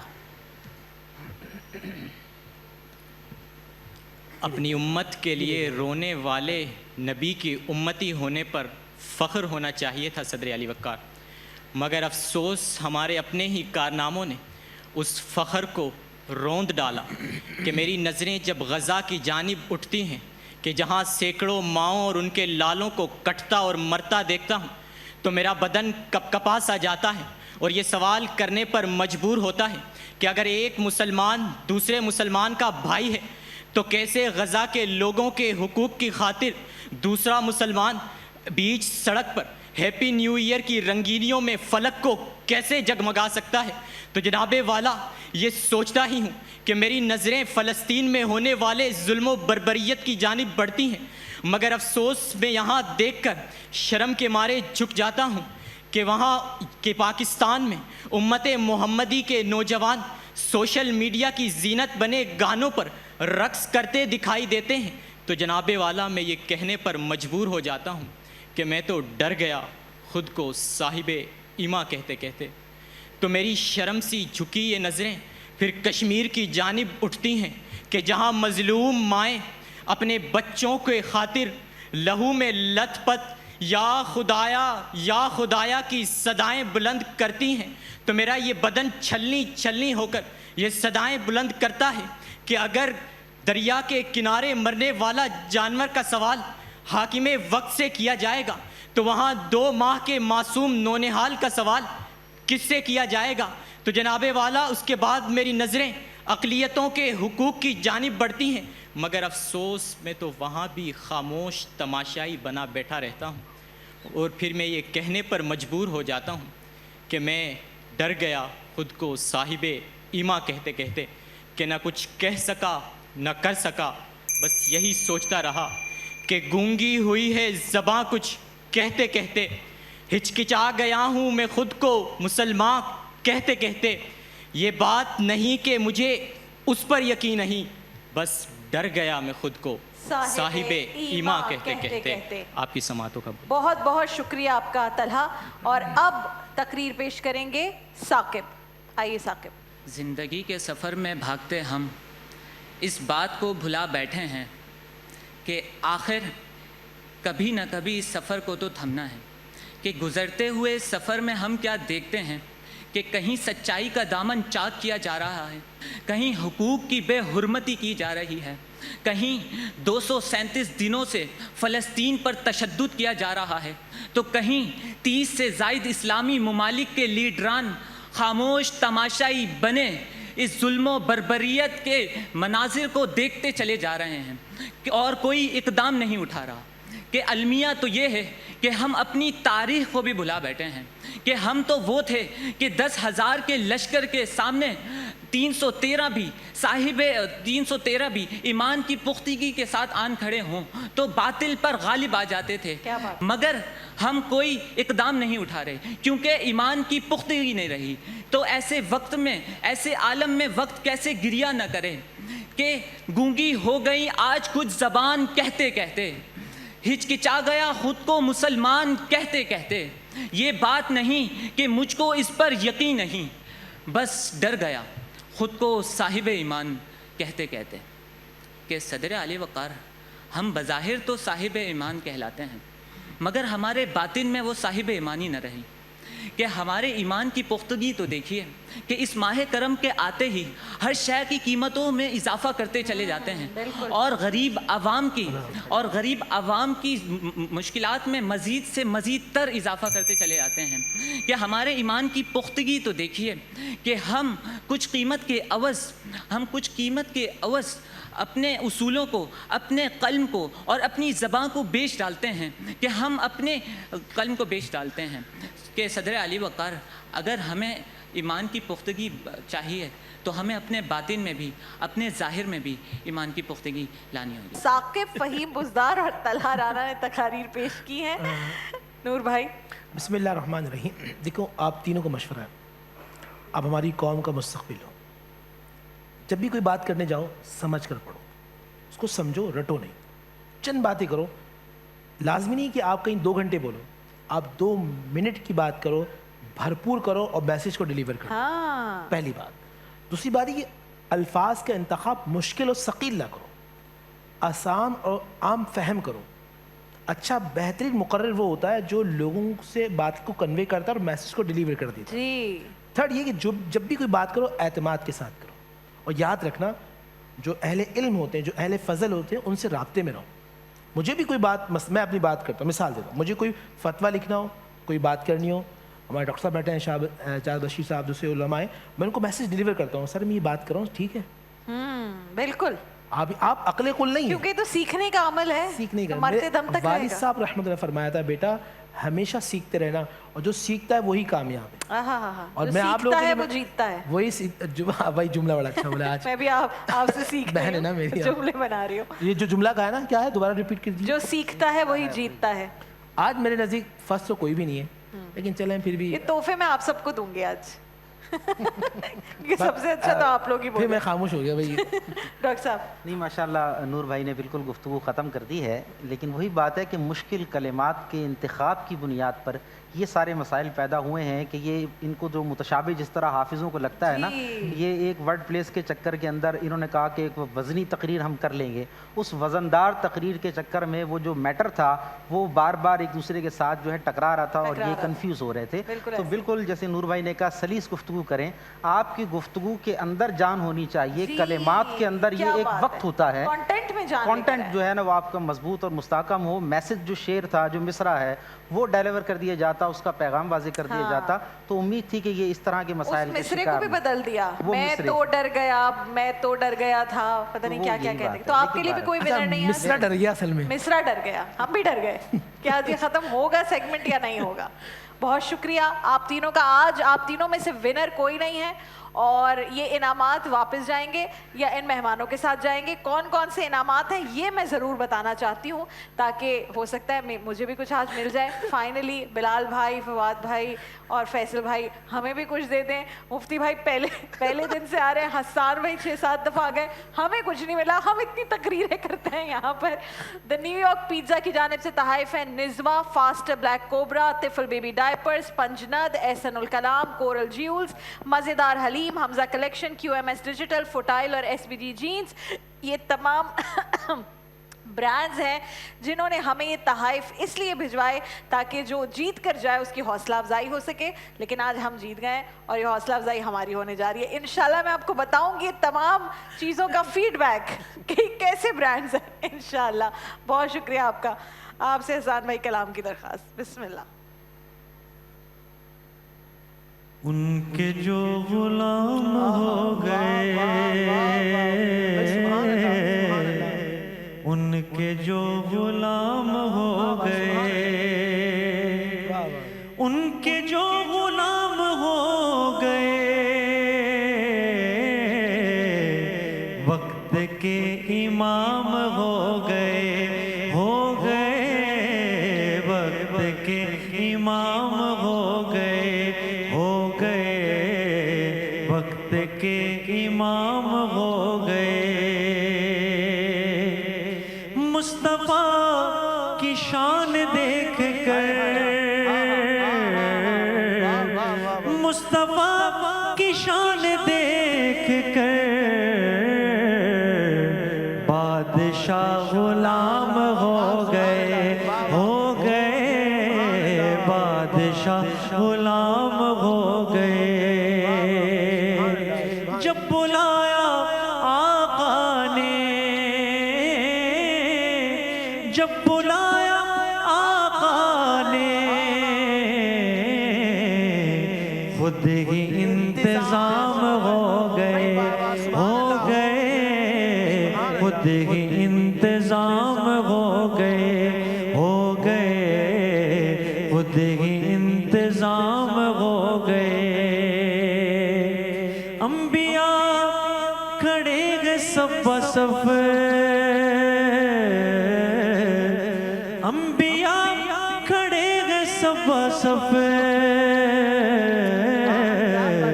مصطفیٰ امام ہو گئے، ہو گئے مصطفیٰ امام ہو گئے، ہو گئے ان کے جو غلام ہو گئے.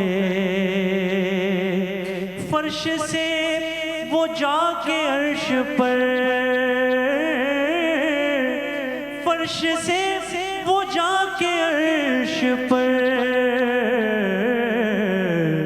رب سے ہم کلام ہو گئے، ہو گئے رب سے ہم کلام ہو گئے، ہو گئے ان کے جو غلام ہو گئے، ہو گئے وقت کے امام ہو گئے. کیا بات ہے. جزاک اللہ احسان بھائی. ڈاکٹر صاحب آپ سے آج کی جو گفتگو ہوئی اسے چند جملوں میں سمیٹ دیجئے. تو بس میرا آخری اختتامی پیغام وہ نبی کریم علیہ السلام کی ابن ماجہ میں ایک روایت ہے، آپ کا فرمان ہے اکرموا اولادکم، اپنے بچوں کی رسپیکٹ کیا کرو. یعنی ہم نے اب تک زیادہ تر یہی سنا ہوتا ہے ممبر و محراب سے، تقاریر سے، کہ ماں باپ کی رسپیکٹ کی جانی چاہیے. اس میں کوئی دو رائے نہیں ہے کہ ماں باپ کی رسپیکٹ بھی کی جانی چاہیے، لیکن بچوں کے حقوق بھی ہیں. پھر بالکل جب یہ ماں باپ کو حکم ہے تو نبی علیہ السلام نے اولاد کے لیے ماں باپ کو یہ حکم دیا ہے کہ ان کی رسپیکٹ کرو. اور وَأَحْسِنُوا أَدَبَهُمْ، ان کی اخلاقی تربیت کے لیے اپنی ایفرٹس کو پٹ کرو، اپنی کوشش کرو. تو یہ جو ماں باپ کا مسئلہ ہے اس کے اندر والدین کو چاہیے کہ ان پر ٹارچر نہ کریں، ان کی تذلیل نہ کریں، ان کے ساتھ ذلت آمیز سلوک، گالی گلوچ اور اس طرح کے جو رویے ہیں اس کو بدل دیں پازیٹیو وے میں. اگر بچہ کوئی ایسی چیز کر رہا ہے تو وہی بات جیسے میں نے پہلے کہا، آپشنز رکھیں، اویئر کریں، سمجھانے کی کوشش کریں. ایک وقت بچے کو بچے کی عمر کے حساب سے ڈیل کریں. میں یہ آخری بات اگر آپ کی اجازت ہو کہنا چاہتا ہوں کہ بچہ جس عمر کا ہونا اس کو اس عمر کے حساب سے ڈیل کرنا چاہیے. اگر بچے کو ہم یہ ایکسپیکٹ کر لیں کہ بچہ جو ہے وہ 5 یا 10 سال کا بچہ ہے، اس کے اندر 30 سال کی میچورنس پیدا ہو جائے تو اس کے ساتھ بھی ماں باپ ظلم کر رہے ہیں. یہ کل قیامت میں اس کے حساب لیا جائے گا. اس کے بچپنے کو پژمردہ مت کریں، اس کو مت چھینیں. اس کا بچپنے میں کھیلنے کا موقع بھی ہے، اس کی تفریح ہے، اس کے بہت ساری چیزیں ہیں، اس کا خیال رکھیں. گریجولی جیسے جیسے عمر بڑھتی چلی جائے ویسے ویسے اس کے ساتھ فرائض کو اٹیچ کرتے چلے جائیں. بچہ ہے تو وہ مذاق بھی کرے گا، وہ کھیلے گا بھی، وہ آپ سے بہت ساری چیزیں توقع رکھتا ہے، تو اس کا حصہ بنے اور جہاں تک ہو سکے اس کے معاملات کو آبزرویشن کے اندر رکھتے ہوئے پازیٹیو وے میں اس کو سپورٹ کریں. نیگیٹو وے جو آتی ہے، کوئی مسائل آتے ہیں تو اس کو اویئر کر کے اس کو آہستہ سے ڈائیورٹ کریں گے تو انشاءاللہ ایک بہترین ماحول کریٹ. جیسے آپ نے کہا کہ ایک تو بچے جب کچھ کھا رہے ہوتے ہیں، سفر میں ہوتے ہیں، سب سے بہترین موقع ہوتا ہے، اور ایک جو بچے آپ کے ساتھ کھیل رہے ہوتے ہیں تو سب سے اچھا اس وقت سبق ہوتا ہے جو آپ ان کو سکھائیں. نور بھائی، میں آپ سے ایک اور بھی سوال، یہ جیسے بات کی کہ بچوں کی عزت کریں، سب سے زیادہ ہمارے پاس وظائف کے سیگمنٹ میں یا افطار کی نشریات میں بھی علماء کرام کے لیے جو سوالات آتے ہیں اس میں ہوتا ہے کہ بچے جو نشے کے عادی ہو گئے، اور اس میں سب سے بڑی ریزن جو مجھے سمجھ آتی ہے کہ آپ نے بچوں کو عزت ہی نہیں دی، ہمیشہ بدتمیزی سے ان کو ڈیگریڈ کیا. دوستوں کے سامنے کتنے ہم نے والدین دیکھے ہیں جو بچوں کو مارتے ہیں دوستوں کے سامنے، اپنا غصہ نکالتے ہیں، جس کی وجہ سے بچے گھر سے خفا ہو جاتے ہیں، والدین سے خفا ہوتے ہیں، باہر جاتے ہیں، ان کو نشے کی عادت لگتی ہے. تو یہ سیلف رسپیکٹ کتنی ضروری ہے بچوں کی کہ اس کا خیال رکھا جائے؟ بسم اللہ الرحمن الرحیم. پہلے میں میسیج ڈیلیور کر دوں پھر آپ کا جواب دیتا ہوں. ایک بات یاد رکھیے گا بچوں کے حوالے سے بہت اہم ہے کہ بچے ہمیشہ پریکٹیکل ایجوکیشن سے سیکھتے ہیں. پریکٹیکل جتنا آپ کام کریں گے وہ ٹیچ ہوگی تو بچہ لرننگ پروسیس کے اندر آتا رہے گا. میں مثال دیتا ہوں. میرے والد صاحب رحمۃ اللہ علیہ، میں نے ان کو دیکھا کہ وہ ہمیشہ مصروف رہتے تھے، ہمیشہ، کیونکہ وہ کہتے تھے کہ نبی اسلام کی حدیث ہے مومن فضول کام کرتا نہیں. اگر فضول کام کرتا تو وہ مومن نہیں. وہ مجھے کہتے تھے کہ دیکھو بیٹے، یاد رکھنا وقت کو کبھی ضائع مت کرنا ورنہ وقت تمہیں ضائع کر دے گا. وقت کو ضائع مت کرنا ورنہ وقت تمہیں ضائع کر دے گا، اور وقت کی قدر کرنا پھر وقت تمہاری قدر کرے گا. کیا بات ہے! یہ جملے ان کے میرے آج تک دماغ کے ہیں کہ وقت کی قدر کرنا. اور پھر میں آپ کی بات کر رہا ہوں. لیکن بات یاد رکھیے، بالخصوص نوجوانوں کے حوالے سے، میں جن کے بچے 8، 9، 10 سال کے ہیں، چلڈرن سائیکالوجی کو بھی پڑھا کریں. جی، اللہ کے نبی صلی اللہ علیہ وسلم کا انداز امام حسن سے کس طرح کا ہے، زید بن حارثہ سے کس طرح کا ہے، حضرت دوسرے جو حضرت بلال حبشی سے کس طرح کا ہے. جو بچے بڑے ہوتے جا رہے ہیں، اللہ کے نبی کا ان کے ساتھ انداز کیا ہوتا جا رہا ہے. نبی پاک صلی اللہ علیہ وسلم ہمیں سمجھا رہے ہیں. مثال کے طور پہ غالباً 10-12 سال کے ہیں حضرت انس بن مالک رضی اللہ تعالیٰ عنہ، کیونکہ 10-12 سال کا بچہ تو اس میں ایگو آ رہی ہوتی ہے، میں بہتر ہوں. وہ اپنے آپ کو سمجھتا ہے کہ میں بڑا ہو رہا ہوں، اب میں بڑا ہو رہا ہوں تو اب مجھے رسپیکٹ چاہیے. آپ دیکھیں نا، چھوٹے ہر بات مانے، یہ لڑکوں میں خاص طور پہ نبی پاک صلی اللہ علیہ وسلم کیا فرما رہے ہیں. انس بن مالک 10-12 سال کے بچے ہیں، کھیل میں لگے اور 4-5-6 گھنٹے حدیث کے مطابق وہ کھیل میں رہے. پھر ان کو یاد آیا کہ اللہ کے نبی نے مجھے بھیجا تھا. بچے تھے، جب پلٹ کے ایسے پلٹنا چاہا تو ایک ہاتھ ایسا آیا، دیکھا تو حضور علیہ الصلوۃ والسلام نے فرمایا ولد، اے میرے بیٹے، اے میرے لڑکے، میں تیرا انتظار کر رہا، تو کہاں تھا. کیا بات! وہ کہتے ہیں زندگی بھر حضور کا یہ عمل میرے دماغ میں رہا. تو آپ اپنے بچوں کو عزت دیں گے تو وہ عزت آپ کی کریں گے. آج وہ مجبور ہیں لیکن کل وہ مختار ہوں گے اور آپ مجبور ہوں گے.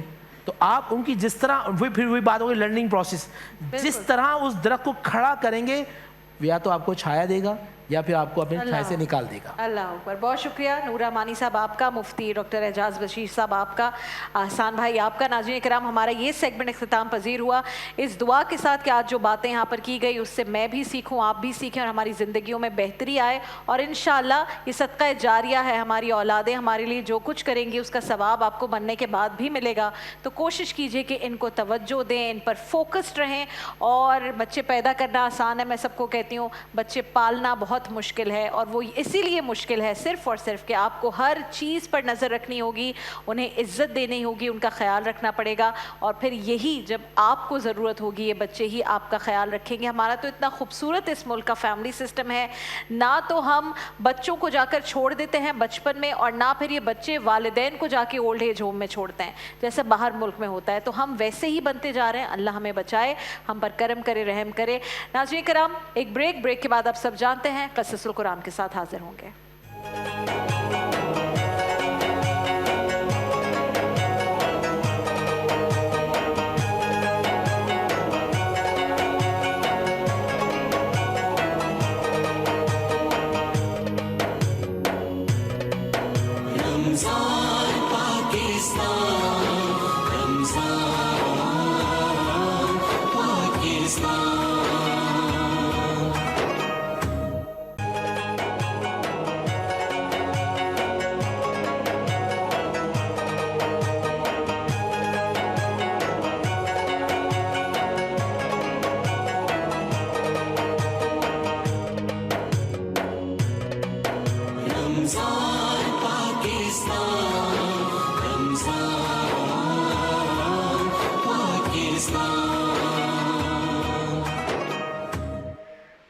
नाज़रीन किराम, क़ससुल कुरान में आज पेश खिदमत है हज़रत यूसुफ़ अलैहिस्सलाम के क़ैद खाने में पहुँच जाने के बाद के हालात व वाक़यात। अज़ीज़ मिस्र ने जब हज़रत यूसुफ़ अलैहिस्सलाम की बेगुनाही साबित हो जाने के बावजूद आपको कैद खाने में डाल दिया ताकि अपने ख़ानदान के ऐब को छुपा सके और लोग इस किस्से को फरामोश कर दें, लेकिन अल्लाह ताला ने इस कैद को हज़रत यूसुफ़ अलैहिस्सलाम के लिए बाइसे खैर व बरकत बनाने का फ़ैसला किया हुआ था। इरशादे बारी ताला है, फिर बावजूद इसके कि वो लोग निशान देख चुके थे, उनकी राय यही ठहरी कि कुछ अरसे के लिए इन यानी कि हज़रत यूसुफ़ अलैहिस्सलाम को कैद ही कर दें, और उनके साथ 2 और जवान भी दाखिले ज़िंदान हुए। इनमें से एक ने कहा कि मैं ख्वाब में देखता हूँ कि शराब के लिए अंगूर निचोड़ रहा हूँ। दूसरे ने कहा कि मैंने भी ये ख्वाब देखा है, मैं ये देखता हूँ कि मैं अपने सर पर रोटियाँ उठाए हुए और परिंदे उनमें से खा रहे हैं, लिहाजा हमें इनकी ताबीर बता दीजिए कि हम तुम्हें नेकोकार समझते हैं। यूसुफ ने कहा कि जो खाना तुमको मिलने वाला है वो आने नहीं पाएगा कि मैं तुम्हें इससे पहले इनकी ताबीर बता दूंगा। ये उन बातों में से है जो मेरे परवरदिगार ने मुझे सिखाई हैं। जो लोग अल्लाह पर ईमान नहीं लाते और रोज़े आखिरत का इनकार करते हैं, मैं उनका मज़हब छोड़े हुए हूँ और अपने बाप दादा इब्राहीम और इसहाक और याकूब के मज़हब पर चलता हूँ। मेरे जेल खाने के रफ़ीक़ों, तुम में से एक तो अपने आका को शराब पिलाया करेगा, यानी अपने मालिक को शराब पिलाया करेगा, और जो दूसरा है वो सूली चढ़ाया जाएगा और परिंदे उसका सर नोच खाएंगे। जो अमर तुम मुझसे पूछते थे उसका फैसला हो चुका है। नाज़रीन किराम, फिर आपने उन्हें तौहीद की दावत दी और गैरुल्लाह की इबादत की मज़म्मत फरमाई। हज़रत यूसुफ़ अलैहिस्सलाम का इस मौके पर उन्हें तबलीग करना इंतहाई हिकमत और कमाल का मज़हर है, क्योंकि उनके दिलों में आपकी अज़मत जागुज़ी हो चुकी थी, लिहाजा वो आपकी बात सुनने और तस्लीम करने पर आमादा हो गए। इसलिए मुनासिब था कि उन्होंने जो कुछ दरियाफ्त किया उन्हें उससे ज़्यादा अहम और ज़्यादा मुफीद अमर की तरफ तवज्जो दिलाई जाती। फिर जब आप तबलीग का फ़र्ज़ अदा कर चुके और उनकी रहनुमाई फरमा चुके तो फरमाया, ए मेरे कैद खाने के रफ़ीक़ों, तुम दोनों में से एक तो अपने बादशाह को शराब पिलाने पर मुकर्रर हो जाएगा, लेकिन दूसरा सलीब दिया जाएगा और परिंदे उसका सर नोच खाएंगे।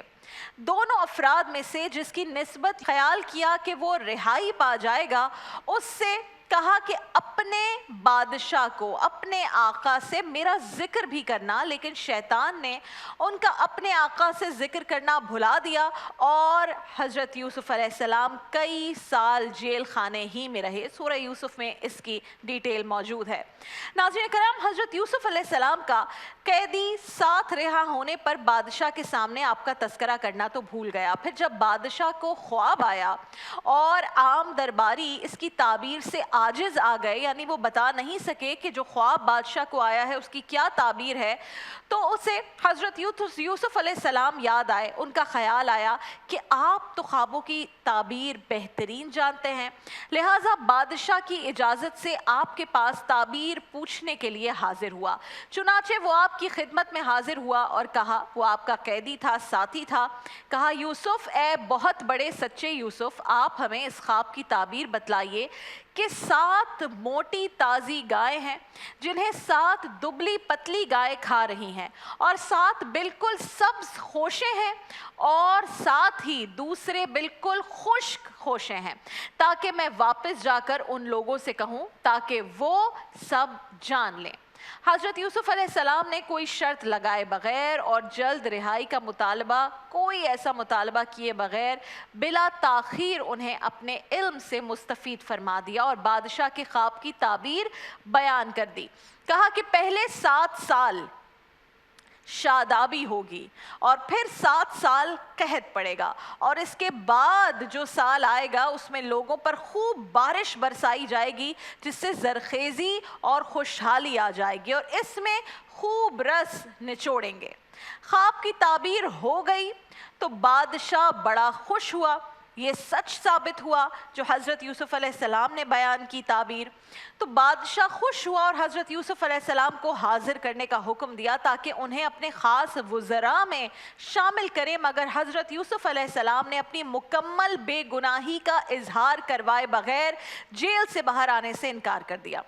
جب بادشاہ کو اچھی طرح معلوم ہو گیا کہ حضرت یوسف علیہ السلام علم وافر، عقل کامل، رائے صائب اور فہم ثاقب سے متصف ہے، تو اس نے حکم دیا کہ آپ کو اس کے دربار میں حاضر کیا جائے تاکہ آپ کو خاصان دربار میں شامل کیا جائے، یعنی خاص دربار کا حصہ بنایا جائے۔ جب شاہ کا آپ کے پاس یہ پیغام لے کر آیا تب آپ نے اس سے فرمایا کہ اپنے مالک یعنی بادشاہ کے پاس واپس جا اور اس سے پوچھ کہ ان عورتوں کا حقیقی واقعہ آخر کیا ہے جنہوں نے اپنے ہاتھ کاٹ لیے تھے، یعنی وہ واقعہ کیا ہوا، کیا وجہ بنی کہ مجھے جیل میں رکھا گیا، مجھے قید میں رکھا گیا۔ کہا کہ اپنے بادشاہ سے جا کے یہ پوچھ، اور کہا کہ میرا رب ان کے ہیلے سے واقف ہے۔ جب عورتوں سے دریافت کیا گیا بادشاہ کے حکم پر تو انہوں نے اس وقت اصل واقعے کا اعتراف کیا اور یہ بھی تسلیم کیا کہ حضرت یوسف علیہ السلام کا کردار بالکل بے داغ تھا۔ انہوں نے یہ کہا کہ معاذ اللہ، ہم نے یوسف میں کوئی برائی نہیں پائی۔ اس وقت عزیز کی بیوی زلیخا بھی بول اٹھی کہ میں نے ہی اسے اس کے جی سے ورغلایا تھا اور وہ یقیناً سچوں میں سے ہے، یعنی اس کی یہ بات بالکل سچ ہے کہ وہ بے گناہ ہے اور اس نے ہی مجھے گناہ کی دعوت نہیں دی بلکہ اسے جھوٹ اور بہتان کی بنیاد پر ظلم سے قید کیا گیا۔ ناظرین کرام، حضرت یوسف علیہ السلام کا قصہ جو ہم نے آپ سے ان چند دنوں میں بیان فرمایا، اس سے بہت ساری آپ کو سیکھنے کو چیزیں ملتی ہیں، اور اس میں سے ایک آج جو ہم نے ذکر کیا وہ یہ کہ اللہ تعالیٰ ان لوگوں پر جو ظالم نہیں ہوتے، مظلوم ہوتے ہیں اور انہیں غلط کسی الزام کی بنیاد پر قید کیا جاتا ہے، اللہ تعالیٰ کسی نہ کسی طرح انہیں اجر ضرور دیتا ہے، یا تو دنیا میں ہی بھی ان کی جو بے گناہی ہے اسے ثابت کسی نہ کسی طرح سے کر دیا جاتا ہے، اور اگر ایسا نہ ہو تو کوئی بھی شخص جو بے گناہی میں جیل کاٹے اس کے لیے واضح الفاظ استعمال کیے گئے ہیں کہ اسے اس کا اجر اس جہان میں ملے گا۔ اللہ تعالی ہم سب پر رحم و کرم کرے۔ ناظرین کرام، آج کے لیے اتنا ہی۔ اس ٹرانسمیشن میں انشاءاللہ کچھ ہی گھنٹوں بعد آپ سے ملاقات ہوگی اپنی افطار نشریات میں۔ تب تک کے لیے مجھے اجازت دیجیے۔ اللہ حافظ و ناصر۔